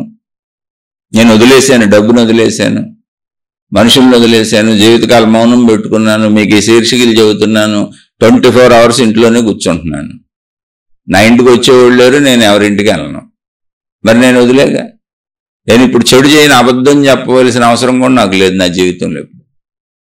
ఇప్పుడు ఈ నిమిషం ఈ బ్రతికున్న స్థితిలో అబద్ధం చెప్పవలసిన అవసరం కూడా లేదు నాకు. డబ్బు కోసం నేనే ప్రయత్నం చేయట్లేదు. ఒక్క అబద్ధం ఆడాల్సిన అవసరం నాకు లేదు. ఎవరితో ఎటువంటి భావాలు విరోధం కానీ ఏ భావాలతో నాకు పని లేదు అసలు. జస్ట్ నేను ఉన్నాను, నాకు తెలుసు ఆకలేస్తుంది, ఆకలికే ఇంత ఆహారం తింటున్నాను, నా భార్య పిల్లలు ఉన్నారు, ఏదో ఆవిడ ఎంత వండి పెట్టుద్ది తింటున్నాను అంతే. ఇంకో ఆలోచన కూడా లేదు, అసలు ఏ ఆలోచన లేదు. ఉన్న ఆలోచనలు మీతో పంచుకుంటున్నాను. కాదు కాసేపు నాకు టైం తెలిసింది, శరీరం ఉంది, నాకు టైం తెలుస్తుంది, చక్కగా టీవీ పెట్టి చూసుకుంటున్నాను, నిద్ర వస్తే నిద్రపోతున్నాను, లేస్తున్నాను, కోరికలు లేవు, ఇలా జరగాలని లేదు, ఇలా జరగకూడదని లేదు. మీరు చెప్పినా నమ్మలేరు, నమ్మలేని స్థితి అది. కానీ నాకు ఉంది, అది నాకు తెలుస్తుందిగా. అలా అని మొత్తం నువ్వు సాధించావా, నీకు ఆత్మానుభవం అయిందా? అవ్వలేదు. నాకున్నాయి, నా పిల్లలు చదువుకుంటున్నారు, వాళ్ళకు ఉద్యోగాలు రావాలి, వాళ్ళ కాళ్ళ మీద వాళ్ళు నిలబడాలనే భావం ఉంది, కోరిక కాదు, భావము. అంటే నా బాధ్యత అయిపోతుంది అనే భావం ఉంది. కానీ ఏది ఎలా జరగాలో అలాగే జరుగుతుంది. నేను అనుకుంటే ఇప్పుడు ఉద్యోగాలు వచ్చేవిగా, చదువు ఎప్పుడు పూర్తి అవ్వాలి, మా అబ్బాయి చదువు పూర్తి అవ్వాలంటే ఏంటి, ఇంకా చదువుతాడేమో తెలియదు, నేను మామూలుగా ఇంజనీరింగ్ అంటున్నా, ఇంకా 3 ఏళ్ళు పట్టుద్ది. ఆ తర్వాత మా అబ్బాయి ఇంకా 2 ఏళ్ళు చదువుతాను అన్నాడు, అలా చదివితే 5 ఏళ్ళు పట్టుద్ది. 5 ఏళ్ళు అవ్వకుండా నేను ఎంత కొట్టుకున్నా అది ఎందుకు అవుద్ది, కాలంలో అవుతుంది. అలాగే మా అమ్మాయి చదువుకుంటుంది, ఆమె చదువు పూర్తి అవ్వాలి. ఆమె చదువు పూర్తి అవ్వడానికి ఇంకో సంవత్సరం ఉంది, తర్వాత ఉద్యోగం చేస్తాను ఇంకా కొంతకాలం అంటుంది. ఆమె ఆ చదువు పూర్తయి ఉద్యోగం చేసి ఆమెకు పెళ్ళి అవ్వాలి. అలాగే మా అబ్బాయికి పెళ్ళి అవ్వాలి. అసలు పెళ్ళిళ్ళు దాకా నేను పెట్టుకోవాలి, ఉద్యోగాలు వస్తే చాలు, అక్కడికి ఆ భావం వదిలేస్తుంది. ఉండవా నువ్వంటే ఉంటాను, నీ పిల్లలతో సంబంధం ఉండదంటే ఉంటుంది, కానీ లోపల ఆ భావం లేదు. ఉంటుంది, నా కొడుకు నా కూతురు అన్నీ ఉంటాయి, అప్పుడు దుఃఖం లేదు. ఎందుకని ఇప్పుడు నా బాధ్యత ఉంది కాబట్టి ఆ భావం కదులుతుంది. నాకు బాధ్యత కూడా నేను ఉంచుకున్నాను కాబట్టి, నేను అనుకుంటున్నాను కాబట్టి, నేను భావించుకుంటున్నాను కాబట్టి. కానీ మామూలు మనిషితో పోల్చుకుంటే నాకు అబద్ధాలు ఆడవలసిన పని లేదు, ఎవరితో గొడవ లేదు, కోపతాపాలతో పని లేదు, ఇబ్బందులు లేవు, బాధలు లేవు. చక్కగా ఇంత తింటున్నాను, ఉంటున్నాను. శరీరాన్ని బట్టి వేడి చేస్తే చలవకు చేసుకుంటాను, చలవ చేస్తే వేడికి చేసుకుంటాను, పదార్థాలు మార్చుకుంటూ ఉంటాను, నిద్ర వచ్చినప్పుడు పడుకుంటాను, మెలకు వచ్చినప్పుడు లేస్తాను, కాలకృత్యాలు తీర్చుకుంటాను, జీవితం గడుపుతున్నాను. నేను ఇప్పుడు బతుకుతున్న సామాన్య మానవులతో పోల్చుకుంటున్న బతుకుతో పోలిస్తే నేను జీవిస్తున్నది కేవలం 10%. 90% నేను ఖాళీగా ఉన్నాను, నాకు ఏ పని లేదు. అలా అని పోనీ ఏదన్నా పని పెట్టుకుంటామంటే ఆసక్తి కూడా లేదు, అసలు అవసరమే లేదు. ఎందుకని నాకు తెలుస్తుంది, మనం ఎన్ని చేసినా ఈ నిష్ప్రయోజనం అని నాకు అర్థం చేసుకుంటానే వచ్చాను.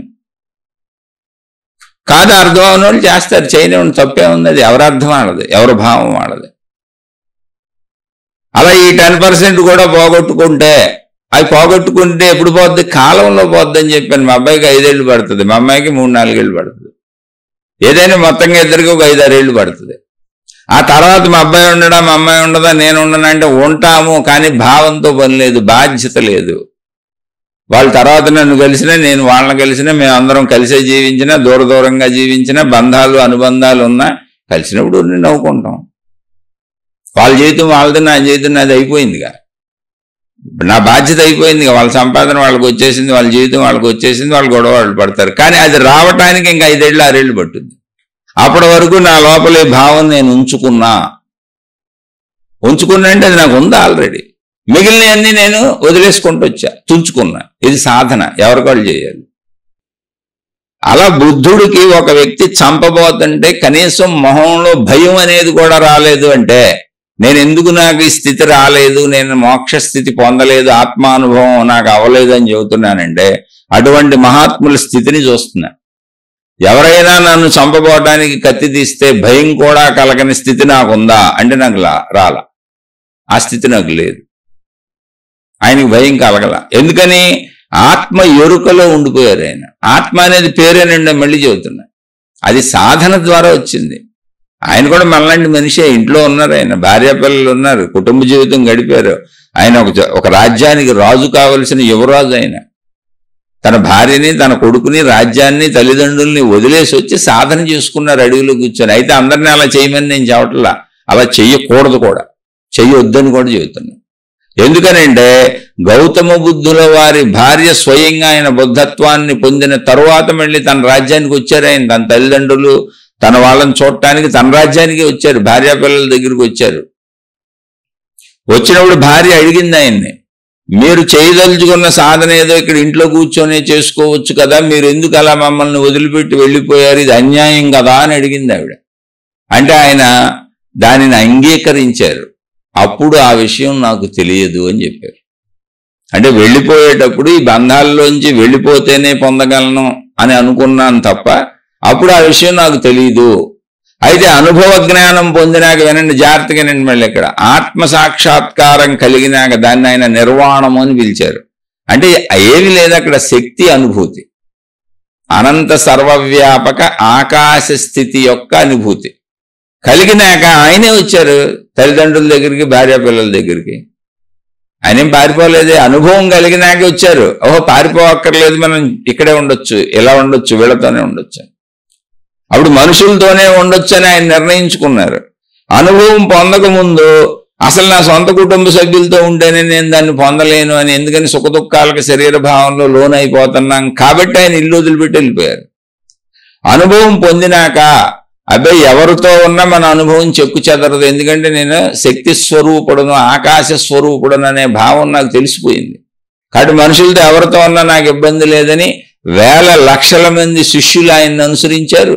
ఆయనే తన సొంత కుటుంబ సభ్యుల దగ్గరికి వచ్చారు. ఆయన కొడుకు కూడా, ఆయన తండ్రి కొడుకు కూడా ఆయనతో ఫాలో అయ్యి వెళ్ళారు. ఆయన బంధువులు ఎంతోమంది ఆయన ఫాలో అయ్యారు. ఆయన మొత్తం మనుషులతోనే ఉన్నారు చివరి జీవితం వరకు. ఎందుకు ఉన్నారు? మనుషులతోనే ఉన్నారు, మనుషుల మధ్యనే ఉన్నారు, మనుషులకు మళ్ళీ జ్ఞానబోధ కూడా చేశారు. ఎందుకంటే శక్తి అనుభవం అయినాక నన్ను అంటుకునేది, నన్ను బంధించేది, నన్ను బాధించేది ఏమీ లేదు. ఎందుకంటే నేను ఆత్మశక్తిని, ఇక్కడ బంధనమే లేదు, పరిమితి భావన అసలు లేదు నాకు. అది ఎప్పుడు వచ్చింది? సాధనతో వచ్చింది. పరిమిత భావనలో ఉన్నప్పుడు ఆయన కూడా ఇల్లు వదిలిపెట్టి వెళ్ళిపోయారు. కాబట్టి మీరు నాకు ఈ పరిమిత భావన ఎందుకు వచ్చిందని అడగకూడదు. పరిమిత భావనని ఎలా దాటాలో సాధన చేసుకోండి. అది మీ కల్పన, మీ ఊహది. అక్కడ పాము లేదు, అక్కడ తాడుంది, మీకు పాములా కనపడుతుంది. మీరు పాము అనుకొని భయపడి నానా రకాలుగా చెమటలు పట్టించేసుకొని భయాందోళనకు లోనైపోయి శ్రోత పడిపోయారు. మేమేం చేయం దానికి? మేమేం చేయలేంగా, ఎవరూ ఏం చేయలేరుగా. సరే తెలిసిన వాళ్ళు వచ్చి మొహం మీద కాసిన నీళ్లు జమ్మి లేపారు అంటే మళ్ళీ మెలుగు రాగానే అరిసి కేకలు పెట్టేస్తున్నారు పాము పాము పాము అని. అసలు ఎదుటోడు అది పాము కాదు తాడని చెప్పి గ్యాప్ కూడా మీరు ఇవ్వట్లా. అదే ప్రశ్న వెనక ప్రశ్న, ప్రశ్న వెనక ప్రశ్న ఎందుకు పడుతుందంటే సాధన చేయనప్పుడు ప్రశ్నలు పడతాయని. ప్రశ్నలు అయితే అడగండి తప్పకుండా, కానీ సాధన చేయకపోతే మీరు ఇలా ప్రశ్నలే అడుగుతూ ఉంటారు ఎప్పటికీ. ఎందుకని ఎంతమంది అది తాడని చెప్పినా మీకు నమ్మకం కుదరదు. సాధన ఏంటో తెలుసా? మీరు భయాన్ని పోగొట్టుకొని అది పాము కాదు తాడని మీకు తెలియాలంటే మీరు ఖచ్చితంగా భయం పోగొట్టుకొనైనా భయంతోనైనా అక్కడికి వెళ్ళి దాన్ని పట్టుకోవాలి. మీరు పాము అనుకోనైనా దాన్ని పట్టుకోవాలి, తాడు కాదు వీళ్ళందరూ చెబుతున్నారు కాబట్టి అది పాము కాదు తాడు అనుకోనైనా దాన్ని పట్టుకోవాలి. పట్టుకున్నాక అది మిమ్మల్ని కరవకుండా ఉంటే అప్పుడు అది తాడని మీకు తెలిస్తే అప్పుడు పోద్ది. అదే సాధన. అందుకని భయంతో చేస్తారా భయం లేకుండా చేస్తారా అనేది సాధన మీరు చేసుకోవాలి. సాధన చేసే వరకు ఈ భావాలు ఇలా ఉంటాయి, అది మీకే ఉన్నాయి తప్ప సాధన చేసిన వాళ్ళకి ఆ భావములు లేవు. ఆ సాధన కోసం ఇవన్నీ మాట్లాడుకుంటున్నాను. నేను నాదే చెప్పాను, నాకు కోపతాపాలు లేవు, ఈర్ష్యాసూయలు లేవు, ద్వేషాలు లేవు. ఎందుకు లేవు అంటే అసలు ఆ భావాలు పుట్టడానికి అనువుగా మనుషులే లేరు నా దగ్గర. నేను ప్రశాంతంగా కూర్చొని ఉన్నా. ధనకాంక్ష లేదు, ఏమీ లేదు. ఇప్పుడు 3.5 ఏళ్ళు అయింది అలా కూర్చొని. శరీరం ఉంది కనుక శరీర సంబంధిత, కుటుంబం ఉంది కనుక కుటుంబ సంబంధిత విషయాల పట్ల నేను కావాలని ఉంచుకున్న నా భావాలు ఉన్నాయి, వాటికి స్పందనలు ఉన్నాయి, ప్రతిస్పందనలు ఉన్నాయి. సగటు మామూలు మనిషితో పోల్చుకుంటే 90% నాకు లేవు. ఆ 10% నేను ఉంచుకున్నాయి ఉన్నాయి, అవి ఉంచుకుంటాను. అంటే తీసేయడం నా వల్ల కాదుగా అసలు. ఇది అవి పూర్తవుతాయి. ఎప్పుడవుతాయి? 5-6 ఏళ్ళకి మా వాళ్ళు ఎలా అవుతారు, పోతాయి అన్న. పోతాయో ఇంకా పెరుగుతాయో నాకు తెలియదు. ఇప్పటికీ ఈ భావన ఉంది. 5-6 ఏళ్ళకి ఇది సెటిల్ అయిపోతే మిగిలినవి కూడా వదిలేద్దాము, పూర్తిగా ప్రశాంతంగా జీవితం గడుపుదాము అనే భావన ఉంది. మరి అప్పటికి ఎలా పరిస్థితులు ఉంటే అలా. కానీ ఇప్పుడైతే కొంత వచ్చాక చెబుతున్నాక నేనే వచ్చాను. ఇలా వచ్చిన నేను బుద్ధుడిని చూశాను. బుద్ధుడికి భయం కలగల. అంగుళీమాలుడే ఆశ్చర్యపోయాడు. మనం ఆశ్చర్యపోవటం ఏంటి? అంతమందిని చంపిన అంగుళీమాలుడు ఆశ్చర్యపోయాడు. ఏంటి అతని ముఖంలో చిరునవ్వు చెదరటం లేదు, భయం కలగటం లేదు. కత్తి తీశాను, మెడ మీద పెట్టాను, అయినా చెలించటం లేదేంటి అని అతను ఆశ్చర్యపోయి, ఇంక మీరు ఊహించుకోండి ఎంత ఆశ్చర్యపోయి ఉంటాడో. అక్కడ ఏం సంభాషణలు జరుగుంటాయో. ఆ ప్రదేశంలో మనం లేం కాబట్టి. కానీ మనం మానవులుగా మనకు ఆ భయం తెలుసు కాబట్టి ఒకసారి మీరే భావించుకొని బుద్ధుడి స్థితిని అర్థం చేసుకోండి. అది ఆత్మస్థితి, ఆకాశ స్థితి. ఇవి కూడా పేర్లు, ఆత్మ, ఆకాశం. అటువంటి ఒక మానసిక స్థితి వస్తుంది మనకి. పరిమిత భావం పోద్ది అక్కడ. అప్పుడు అది తెలిసిన అంగుళీమాలుడు ఇటువంటి స్థితిని కదా నేను పొందవలసింది, ఎందుకు నేను అందరినీ చంపుతున్నాను, ఇష్టం వచ్చినట్టు చేస్తున్నాను, తిరుగుతున్నాను పిచ్చోళ్ళలాగా దేశాలు పట్టుకొని అని, ఇటువంటి స్థితిని నేను కూడా పొందాలి అని బుద్ధ భగవానుడికి శిష్యుడయ్యాడు అతను. ఒక అతను బుద్ధ భగవానుడు మొహం మీద ఉమ్మూసాడు. ఇంతమందిని సన్యాసంలోకి మార్చేసి వీళ్ళందరినీ ఏదో చేసేసి వీళ్ళకి ఏదో నేర్పేసి ఏదో చేసేస్తున్నాడు ఈయన అని. ఎందుకంటే బోల్డ్ మంది ఆయన్ని అనుసరిస్తున్నారు పాపం. ఏంటి అనుసరించేది? ఏమీ లేదు. మనోనిగ్రహం, ఈ అనంత సర్వవ్యాపక ఆకాశ స్థితిని ఆయన పద్ధతిలో, ఆయన భాషలో ఆయన చెప్పి నేర్పుతున్నారు. అంతే, ఏం లేదు అక్కడ. దాన్ని నమ్మి నిజంగా చక్కగా అవును బాగుంది కదా అని చాలా మంది వెళ్తారుగా ఎవరైనా. అది తెలియని ఒక నాలాంటి సామాన్య మానవుడు వెళ్ళి ప్రజలందరినీ పాడు చేస్తున్నాడు ఈయన అని ఆయన మొహం మీద మూసాడు. ఆయన పక్కన ఆయన శిష్యులు బోల్డ్ మంది ఉన్నారు. వాళ్ళ కోపం వచ్చింది, నిన్ను కొట్టబోయారు. ఆయన ఆపారు, శిష్యుల్ని ఆపారు. ఆయన ఉమ్ము ఊసిన వ్యక్తిని అసలు ఏమి అనలేదు సరికదా. ఉమ్ము ఊసిన వ్యక్తి బుద్ధ భగవానుడిని గమనించాడు. ఉమ్ము ఆయన ముఖం మీద పడింది. ఆయన ముఖంలో చిరునవ్వు చెదరలేదు. ఇంతకు ముందున్న శాంతభావం స్వభావం ఏముందో అదే అలాగే ఉంది. ఆయనకి ఏ కోపం కలగలేదు, అసహ్యం కలగలేదు, ఏం కలగలేదు. ఆ ఉమ్ముని తుడిచేసుకున్నారు ఒక క్లాత్ తీసుకుని. ఆయన అసలు ఏం అనలేదు. ఉమ్మూసిన వ్యక్తి ఇంటికి వెళ్ళిపోయి, ఎందుకని కోపం వచ్చి కదా చూశాడు అతను. ఇంటికి వెళ్ళి పడుకుంటే బుద్ధుడు మొహం కనబడుతుంది ఆయనకి. ఏంటి ఆయన మొహంలో భావ మార్పు లేదేంటి అసలని? మనకి ఇన్ని భావాలు మారిపోతున్నాయి కదా, భావ మార్పు లేదేంటి అని. భావ మార్పు లేని స్థితే కదా ఆకాశ స్థితి. అక్కడ భావాలు ఉండవు, అది చైతన్యం అంతే ఊరుకునే. అందుకే చెప్పాను, భావము ఆలోచన అనేవి మనుషులకు అర్థం అవ్వడానికి ఉపయోగిస్తున్న పదాలే తప్ప అది చైతన్యము, కదలిక. అంటే అలా నిశ్చలంగా నిర్మలంగా ఉన్న సచ్చిదానంద చైతన్యం అది. అందుకని బుద్ధుడికి ఆ స్థితి వచ్చింది కాబట్టి ఆయనలో భావ మార్పు కలగలేదు ఉమ్మూసిన. ఇలాంటి మహిమాన్వితమైనటువంటి స్థితులను ప్రదర్శించిన వాళ్ళు ఎంతో మంది ఉన్నారు మహాత్ములు. వాళ్ళ వల్లనే ఆత్మజ్ఞానం ఇంకా బతికుంది. రమణ భగవానులకి ఆయన చేతి మీద సర్కోమా అనేటువంటి క్యాన్సర్ పుండు వచ్చింది. 3 సార్లు దానికి ఆపరేషన్ చేశారు, కత్తులతో కోసి.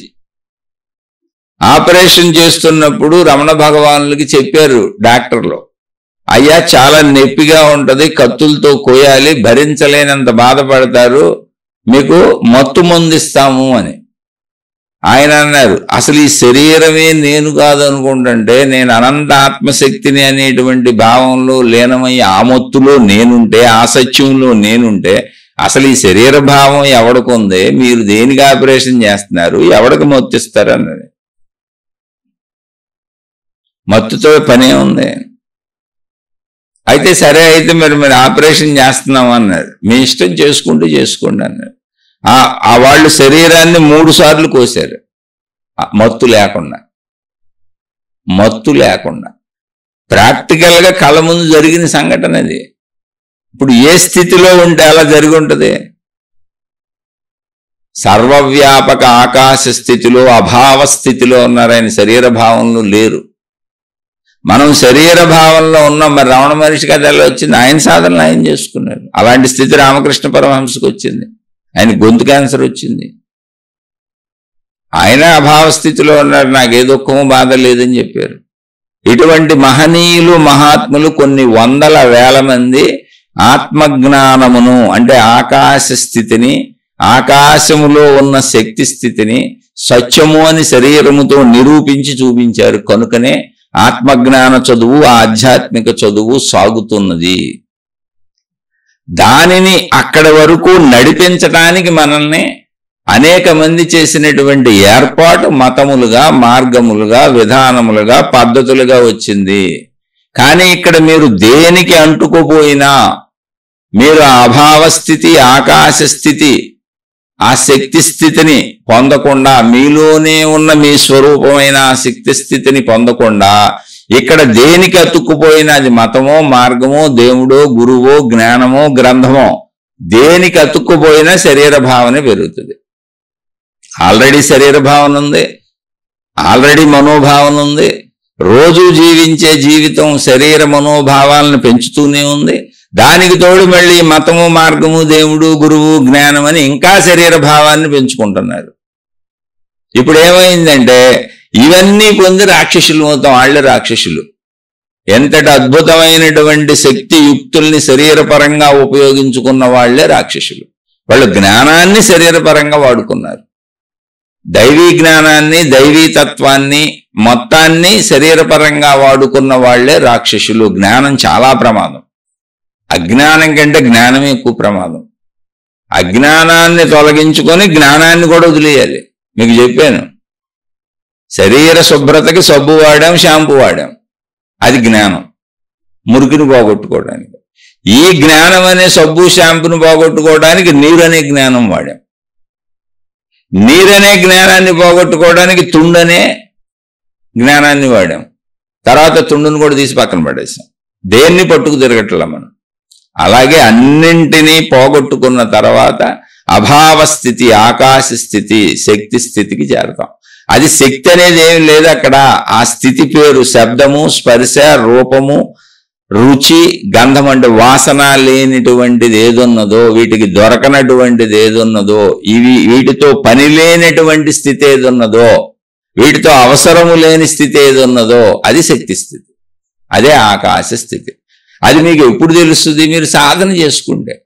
శక్తికి సంపూర్ణ జ్ఞానం ఉంది కదా, నాకెందుకు ఈ స్థితి వచ్చింది అంటే మీకు వచ్చింది. బుద్ధుడికి రాలేదే, రమణ మహర్షికి రాలేదే, షిరిడి సాయిబాబాకి రాలేదే, రామకృష్ణ పరమహంసకి రాలేదే, నిసర్గదత్త మహారాజుకి రాలేదే. ఇలాంటి మహనీయులు మహాత్ములు వేల లక్షల మంది ఉన్నారు, వాళ్ళెవరికి రాలేదే. అందుకే కదా నాబోటోళ్ళు వాళ్ళ చరిత్రలు చదువుకొని దీన్ని ఇంకా చెబుతున్నారు. ఆ స్థితి వస్తుందేమోనే కదా నేను కూడా తపన పడుతూ ఇక్కడ వెళ్తున్నాను. ఈ ఆధ్యాత్మిక చదువు, ఆత్మజ్ఞానం చదువు అని ఈ శీర్షికలు ఎందుకు చెబుతున్నాను? అందుకే కదా. కాబట్టి ఇది సాధన. నేను చేస్తుంది కూడా సాధనే. నేను శరీర భావంలోనే ఉన్న, మనోభావంలోనే ఉన్న దాని నుంచి ఆకాశ స్థితికి, శక్తి స్థితికి చేరుకోవటానికి నేను కూడా దాన్ని నిరంతరం మననం చేసుకుంటూ మీరు అడిగిన ప్రశ్నలకి సమాధానాలు చెబుతున్నా. మీరు అడిగిన ప్రశ్నలకి సమాధానాలు చెబుతున్నా. ఇప్పుడు ఒక వ్యక్తి పడుకున్నాడు, కలగంటున్నాడు, కలలో ఏడుస్తున్నాడు, ఎక్కెక్కి పడుతున్నాడు, కళ్ళమ్మడి నీళ్లు గారిపోతున్నాయి. అతని పక్కనే అతని భార్య పడుకొని ఉంది, పిల్లలు పడుకొని ఉన్నారు, అందరూ లేచారు. కానీ కలలో ఉన్న అతను లేవలో ఎక్కెక్కి ఏడుస్తున్నాడు. కలలో ఇక్కడ శరీరం ఏడుస్తుంది, నీళ్లు కారిపోతున్నాయి, అదంతా నిజంగానే తనకి శరీరంలో జరుగుతుంది.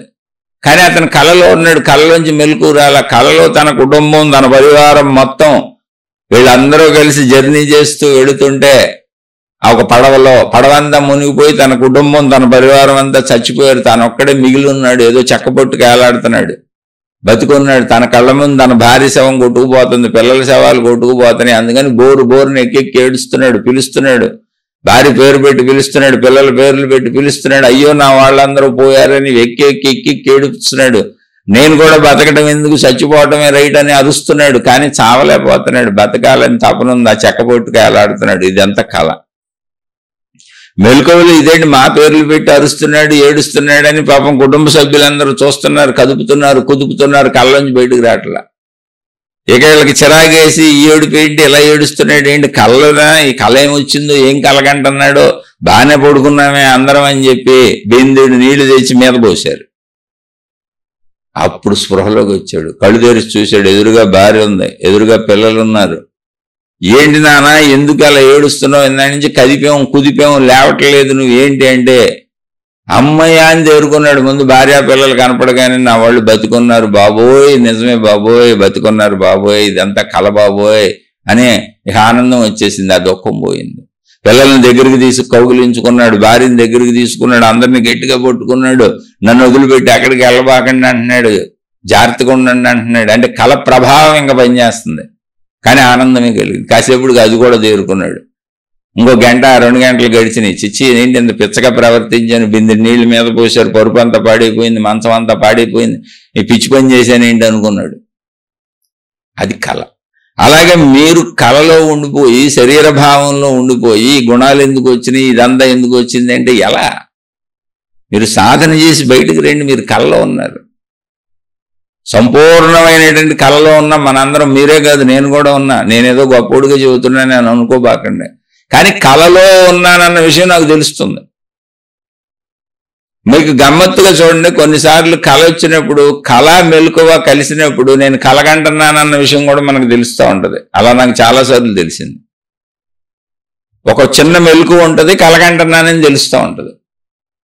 కళ తెలుస్తూ ఉంటుంది, కలగంటున్నానని కూడా తెలుస్తూ ఉంటుంది. అలా నాకు కలగంటున్నానని తెలుస్తుంది. నాకు మీకు కలగంటున్నానని కూడా తెలియట్లేదు. అందుకని ఇదంతా ఎలా జరిగింది, మళ్ళీ ఇదేంటి, దానికి శక్తికి తెలిసినప్పుడు నాకు కూడా తెలియాలి కదా. అసలు మీరు శక్తి అని అనుకోవట్లేదు కదా, మీకంటే తెలుస్తుంది. మీరు శక్తిని అనుకుంటే కదా మీకు తెలిసేది. మీరు శక్తిని అనుకోవాలంటే శరీరం దాటాలి, మనసు దాటాలి, శక్తిలోకి వెళ్ళి అనుభవాన్ని పొందాలి కదా. వింటే ఎందుకు వస్తుంది, రాదు కదా. దానికే బుద్ధుడు ఉదాహరణలు చెప్పాను. ఇలా ఎంతోమంది ఉన్నాయి, ఎంతోమంది మహనీయుల ఉదాహరణలు ఉన్నాయి. అలాంటి పుస్తకాలు చదువుకోండి. ఇక్కడ నేను ఆ పుస్తకాలు చదివినప్పుడు వాళ్ళ అద్భుతాలు తీసుకోవాలా, వాళ్ళ హావభావాలు తీసుకున్నా. కత్తి పెట్టిన చలించని చిరునవ్వు, మొహం మీద ఉమ్మూసిన రాని కోపము, చలించని ప్రశాంతత. రమణ భగవానులు వెళ్తుంటే ఒక పులి ఎదురొచ్చింది. కొండ ప్రాంతం అది, కాలి బాట అది. అంటే కాలిబాట ఏంటంటే పొలాల్లో ఒక మనిషి నడిచి వెళ్తానికి వీలుగా కాలిబాటలు ఉంటాయి. ఒకళ్ళే వెళ్తారు ఆ బాట అన్నమాట. అలా వెళ్ళే కాలిబాట అది, ఒకళ్ళే పడతారు. మిగిలినంతా చెట్టు చేమ పుట్ట అన్నీ ఉంటాయి. అటు కాలిబాటలో ఎదురుగా పులి వచ్చింది. ఇటు రమణ భగవానులు ఉన్నారు, వెనకో శిష్యుడు ఉన్నాడు. ఆ శిష్యుడు మనబోటుడే. వణికిపోయి రమణ మీద చేయి పట్టుకున్నాడు. స్వామి పులిని. రమణ భగవానులు చిరుదరహాసంతో అలా నుంచొని ఆయనతో అన్నారు, కంగారు పడకండి, వారు మన ఏం చేస్తారు, వారు ఆగారు, మనము ఆగాం. వారు మనని గౌరవించి ఆగారు, మనం వారిని గౌరవించి ఆగామన్నారు. అండ్ పులిని చూసి మనం ఆ మాట చెప్పగలమా? ఆయన ఎలా చెప్పగలిగారు? ఇది వాస్తవ సంఘటన కదా. అంటే మనం ఏం చేస్తాం ఇప్పుడు? ఆయన దేవుణ్ణి చేసేసి, ఆయన మహానుభావుని చేసేసి, మహితాత్ముడిని చేసేసి, ఆయనకి ఏ శక్తులు ఉన్నట్టుగా పెట్టేసి, మేము అవి చేయలేం కాబట్టి, నువ్వు గొప్పడు కాబట్టి, నువ్వు దేవుడు కాబట్టి అని మనం సాధన మానేస్తాం. కాదు, భావ మార్పు చేసుకున్నారు ఆయన.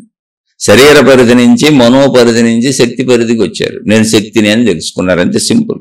మహిమలు మాయలు సృష్టించే వాళ్ళందరూ, మహిమలు మాయలు అంగీకరించే వాళ్ళందరూ, మహిమలు మాయలు నమ్మే వాళ్ళందరూ, నమ్మించే వాళ్ళందరూ మిమ్మల్ని మీ స్వీయ ఆత్మజ్ఞానాన్ని తెలుసుకోనివ్వకుండా అడ్డుపడుతున్నారు. మీకు మీరే అడ్డుపడుతున్నారు. నమ్ముతుంటే, మీరు ఇతరులకి నమ్మిస్తుంటే మోసమే చేస్తున్నారు ఏకంగా. ఎందుకంటే ఎవరికి వాళ్ళు అనంత ఆత్మస్వరూప తత్వాన్ని తెలుసుకునే అర్హత కలిగిన వాళ్లే మానవులుగా పుడతారు. మనుషులందరికీ ఆ హక్కు ఉంది. చాలా సింపుల్. కాబట్టి అక్కడ రమణ మహర్షి భావ మార్పు జరిగింది. ఆ విషయమే చెప్పారు. వారిని గౌరవించి మనం ఆగాం, మనని గౌరవించి వారు ఆగారు అని. సరే, కాసేపటికి పులి తల వంచి రమణ భగవానులకు నమస్కరించి పక్కకు దిగి నుంచుంది. అప్పుడు రమణ భగవాన్ వెనకున్నటువంటి శిష్యుడికి చెప్పారు, ఆయన చేయబొట్టు కొనికిపోతున్నాడు, భగవాన్ భగవాన్ అండి. వారు వెళ్ళరట, మననే వెళ్ళమంటున్నారు. అంటే వారిని వెళ్ళమని మనం ఆగాం కదా గౌరవించి, వారు మనని అధిగమించి వెళ్ళరట. మీరే ముందు వెళ్ళండి స్వామి అని వారు మనని వెళ్ళమంటున్నారు, రండి మనం వెళదాం అన్నారు అని. పక్కన పులి నుంచి ఉంటే ఆయన కాలిబాటలో పులి పక్క నుంచి అలా నడుచుకుంటూ శిష్యుడిని కూడా తీసుకొని వెళ్ళిపోయారు. ఇలాంటి సందర్భాలు పులులు కాదు, కోతులు, కుక్కలు, పాములు, ఆవులు, అనేక జంతువులతో ఆయనకు వచ్చింది. ఆయన పక్కనే గడిపేవి. భావ మార్పు. వీటిని మహిమల కింద పుస్తకాల్లో రాసేసుకొని మా దేవుడు ఎంత మహిమ, మా గురువు గారు ఎంత మహిమ, రోజు మహిమలు చెప్పుకుంటాం, ఈ మహిమలను ప్రచారం చేస్తాం, మా పుస్తకాలు కొనుక్కోండి, అటు అమ్ముకుంటాం, మీరు మాకు చిల్లర ఇవ్వండి, డబ్బులు ఇవ్వండి, దక్షిణలు ఇవ్వండి, మా పుణ్యక్షేత్రాలకు రండి, మా పవిత్ర స్థలాలకు రండి, వచ్చి అక్కడ సేవలు చేయండి, మేము చెప్పినవన్నీ చేయండి, మీరు మమ్మల్ని ఫాలో అవ్వండి, మేము మీకు నాయకులుగా ఉంటాం, సమూహాలు ఏర్పరుస్తాం, తెగలు ఏర్పరుస్తాం, మతాలు ఏర్పరుస్తాం, మార్గాలు ఏర్పరుస్తాం, మేము మిమ్మల్ని నడిపించేస్తాం, మిమ్మల్ని అందరినీ ఉద్ధరింపజేస్తామని మిమ్మల్ని తీసుకెళ్లి వాటికి కట్టేస్తే, మీరు కట్టేయించుకుంటే ఎవరిది బాధ్యత? మీదే బాధ్యత. ఇందులో నష్టపోయేది ఎవరు? మీరే. కాదు మాకు అదే బాగుందంటే ఉండండి, ఏముంది అందులో. ఒక తాగుబోతే అతను ఫుల్గా తాగేసి రోడ్డు మీద పడి డొల్లుతూ, మురుగుంటల్లో పడి డొల్లుతూ నాకు అదే బాగుంది అంటున్నాడు. ఎవరొద్దన్నారు? గవర్నమెంట్ కూడా చక్కగా నీకు బాగుంటే తాగునైనా మేమే అమ్ముతాము, మళ్ళీ ఎవరో అమ్మి ఎవరో లాభాలు పొంది ఎవరో ఇచ్చేయటం ఎందుకు, మేమే అమ్మి ఆ డబ్బులతో మళ్ళీ నువ్వు ఎలాగో ఈ దోల వదలవు కదా, అందుకని దాన్ని ఆ డబ్బును కూడా మేము మంచోళ్ళకి ఖర్చు పెడతాం, నువ్వు తాగి చచ్చిపో, మేము వద్దన్నా నువ్వు ఏదో ఒకటి చేసుకుంటావు, ఇంకో రకంగా దొంగ రకాల్లో దాన్ని తయారు చేసుకొని ఏదో ఒకటి రకాన్ని తాగటం అయితే మానవు నువ్వు. కాబట్టి ఆ సిగరెట్లు తాగుతారో, మందు తాగుతారో, మాదక ద్రవ్యాలు తాగుతారో, మిమ్మల్ని ఏ రకంగా మీరు రకరకాలుగా నాశనం చేసుకు చంపుకుంటారో అయ్యో చచ్చిపోండి, మేమే అమ్మేసి ఆ డబ్బులతో మంచి వాళ్ళకి మెయిల్ చేస్తాం. ఎందుకంటే మీరు ఎలాగో మారరు, కానీ గవర్నమెంట్లో అమ్మటం మొదలెట్టినాయి. అది గవర్నమెంట్లకు తెలియక కాదు, గవర్నమెంట్లో జ్ఞానులు, మహానుభావులు, పుణ్యాత్ములు, గొప్ప గొప్పోళ్ళు లేక కాదు. నువ్వు ఇవన్నీ తీసేసి బ్యాన్ చేసినా దొంగదారులు ఎత్తుక్కుంటావు. ఎందుకని ఆ వ్యసనం నువ్వు మానలేవు. అలాగే నేను అజ్ఞానంలోనే ఉంటాను, నేను అద్భుతాలే నమ్ముతాను, మహిమలే నమ్ముతాను, మాయల్లే నమ్ముతాను, నేను ఇలా అజ్ఞానంలోనే కొట్టుకుంటాను అన్నోళ్ళు జోలికి అసలు ఎవరితో పనే ఉంది ఇక్కడ. అందుకే చెప్పాను, ఆత్మజ్ఞాన చదువు వినేవాళ్ళు, సాధన చేసుకునేవాళ్ళు, గుణమార్పు చేసుకుంటున్నాం, మాకు అర్థమవుతుంది, మమ్మల్ని మేము మార్చుకుంటున్నాం, మార్చుకునే ప్రయత్నం చేసుకుంటున్నాం, ఆ మార్గంలో నడిచే ప్రయత్నం చేస్తున్నాం అనేవాళ్ళు మాత్రమే వినండి, మిగిలిన వాళ్ళు వినకండి అని నేను బోల్డ్ సార్లు చెబుతున్నా. అంటే ఇదెందుకు చెబుతున్నానంటే, ఇప్పుడు సోదరు అడిగిన ప్రశ్నకి కదమ్మా, మీరు ప్రశ్నలు అడగండి, అలా అవి మారేవాళ్ళు అడగండి, నేను చెబుతానే ఉంటా. మీరు ఎన్ని అడిగినా చెబుతానే ఉంటా, ఎన్నిసార్లు అయినా చెబుతానే ఉంటా. మీరు అడిగిందే అడిగినా చెబుతా ఉంటా, మీకు అర్థమయ్యే వరకు చెబుతా ఉంటా. మీరు నిజాయితీగా మీ మార్పు కోసం మీరు ప్రయత్నించుకుంటూ ఉంటే. ఇందులో ఈ శీర్షికలో నేను చెప్పిన మళ్ళీ చెబుతున్నా, సత్యము నిత్యనూతనము. మీ నమ్మకంతో మీ నమ్మకపోవడంతో పని లేదు. ఇప్పుడు ఈ నిమిషం అది చెయ్యాలి, అలా జీవించాలి. నమ్మేశానని జీవించటంలో ఆపటం కుదరదు. అలాగే జీవము, నిత్య జీవము, మనం బ్రతికున్నంతకాలం నిత్య జీవమే. అది ప్రతి సెకను ఇప్పుడు మనం జీవంతో ఉన్నాం, అది నిత్య జీవం, పాత జీవం కాదు. పాత జీవంతో పని లేదు అసలు, అది నమ్మటం నమ్మకపోవడంతో పని లేదు. ఇప్పుడు జీవము, జీవించటం, ఎప్పుడు జీవించడానికి అవసరమైన చేయటం, అదే సత్యము నిత్యనూతనం. ఏ సాధన చేసుకోవాలి.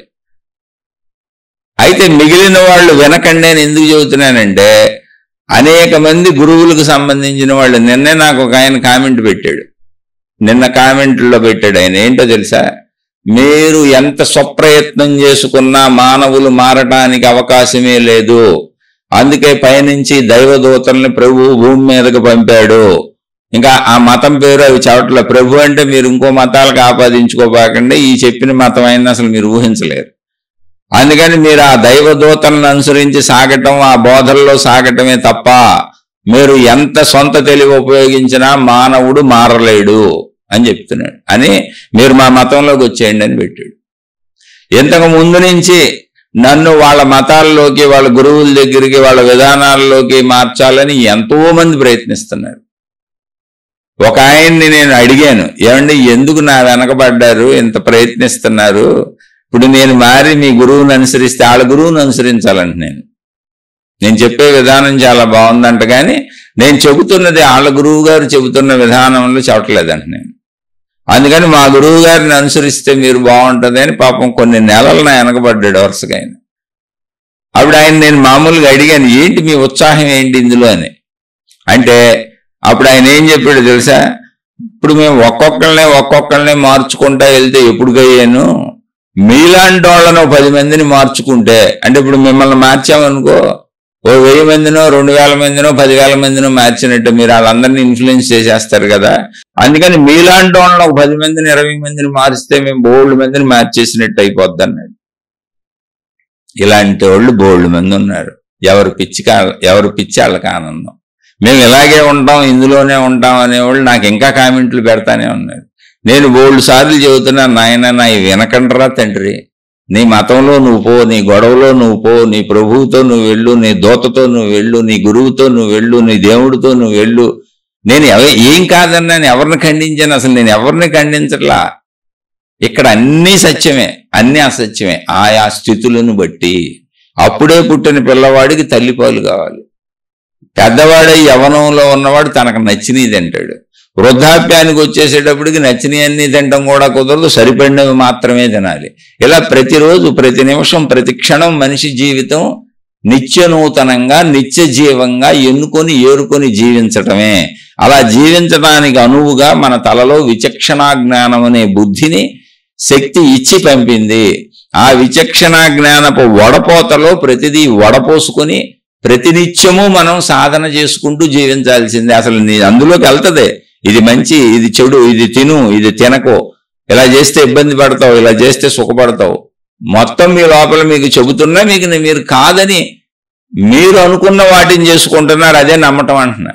ఒక తాగుబోతు తాగుడిని నమ్మాడు, ఎడిక్ట్ అయిపోయాడు. ఇప్పుడు బుద్ధి చెబుతున్నా మానలేనంత నమ్మేశాడు. అది నమ్మటం, అదే నమ్మకపోవటం. నమ్మటం ఎలాంటిదో నమ్మకపోవటం కూడా అలాంటిదే. రెండూ ఒకలాంటివి. ఇక్కడ నమ్మకము నమ్మకపోవటాలతో అసలు పని లేదు. జీవితము నిత్యనూతనము అంటే ప్రతి నిమిషం ఈ నిమిషం జీవించాలి. సత్యము నిత్యనూతనము, జీవితము నిత్య జీవము. నిత్య జీవము నిత్య నూతనము అంటే ఈ నిమిషం నేను ప్రయత్నించి జీవించాలి అంటే సాధన. ప్రతి సెకను సాధనే ఉంది ఇక్కడ. ఇప్పుడు ఆ సాధన మీరు ఏం చేసుకుంటారో, శరీర భావాలు పెంచుకుంటారో, మనోభావాలు పెంచుకుంటారో, శక్తి భావాలు పెంచుకుంటారో, మత భావాలు పెంచుకుంటారో, గురు భావాలు పెంచుకుంటారో, దైవ భావాలు పెంచుకుంటారో, ఏ భావాలు పెంచుకుంటారో, వ్యసన భావాలు పెంచుకుంటారో, చెడు భావాలు పెంచుకుంటారో, మంచి భావాలు పెంచుకుంటారో, దుర్గుణాలు పెంచుకుంటారో, సుగుణాలు పెంచుకుంటారో మీ ఇష్టం, ఎవరిష్టం వాళ్ళది. ఇందులో ఎవరెవరినే ప్రోద్బలం చేసేది లేదు. అయితే నాది కొంతమంది వింటున్నారు కనుక, నాకు అర్థమవుతుంది, మాకు చెప్పండి అని అడుగుతున్నారు కనుక ఆ సోదర సోదరీమణులకు మాత్రమే చెబుతున్నాను. నేను కూడా నాకు కొంత అర్థమై నన్ను నేను మార్చుకోవాలనుకుంటున్నాను కనుక నా శరీర భావం నుండి, నా మనోభావం నుండి శక్తి భావానికి ప్రయాణించాలనే తపనలో ఉన్నాను కనుక నేను కూడా ఆధ్యాత్మిక చదువుని, ఆత్మజ్ఞాన చదువుని మననంగా భావించుకుంటూ మీతో పంచుకుంటున్నాను. అంతే జరుగుతుంది. ఎవరికి నచ్చినట్టు వాళ్ళు వెళ్ళొచ్చు. కాబట్టి వేరే మార్గాలలో వెళ్ళేవాళ్ళు దయ ఉంచి నావి వినకండే, నాయన నువ్వు మా మతంలోకి వచ్చే, మా గురువులోకి వచ్చే, మా దేవుళ్ళలోకి వచ్చే నాకు కామెంట్లు పెట్టకండే. ఎందుకంటే మీ వృధా మీరు పెట్టినా నేను రాను. మళ్ళీ మీరు పెట్టిన కామెంట్లు నా శ్రోతలకు వివరించి చెబుతా ఉంటాను. శుభమస్తు. మరలా మరొక కొత్త శీర్షికతో కలుసుకుందాం. నేను కూడా సామాన్య మానవుణ్ణే. నేను చెప్పే ఒకవేళ మీకు నచ్చినా నచ్చకపోయినా, నేను చెప్పేవి తప్పని మీకు అనిపిస్తే నన్ను క్షమించి వదిలేయండి. ఒకవేళ నచ్చి అర్థమయ్యి ఎవరైనా మీ జీవితంలో వీటిని మేము ఆచరించుకుంటున్నాం, గుణమార్పు జరుగుతుంది, ఆ వైపు ప్రయాణిస్తున్నాం అనుకున్న వాళ్ళు ఉంటే చక్కగా విని మీకు వచ్చే సందేహాలను అడిగే ప్రయత్నం చేయండి. వాటిని మళ్ళీ చర్చించుకుందాం, విశ్లేషించుకుందాం. ఈ ఆధ్యాత్మిక ఆత్మజ్ఞాన స్వీయ చదువుకు సంబంధించినటువంటి మార్గంలో ముందుకు సాగే ప్రయత్నం చేద్దాం. శుభమస్తు.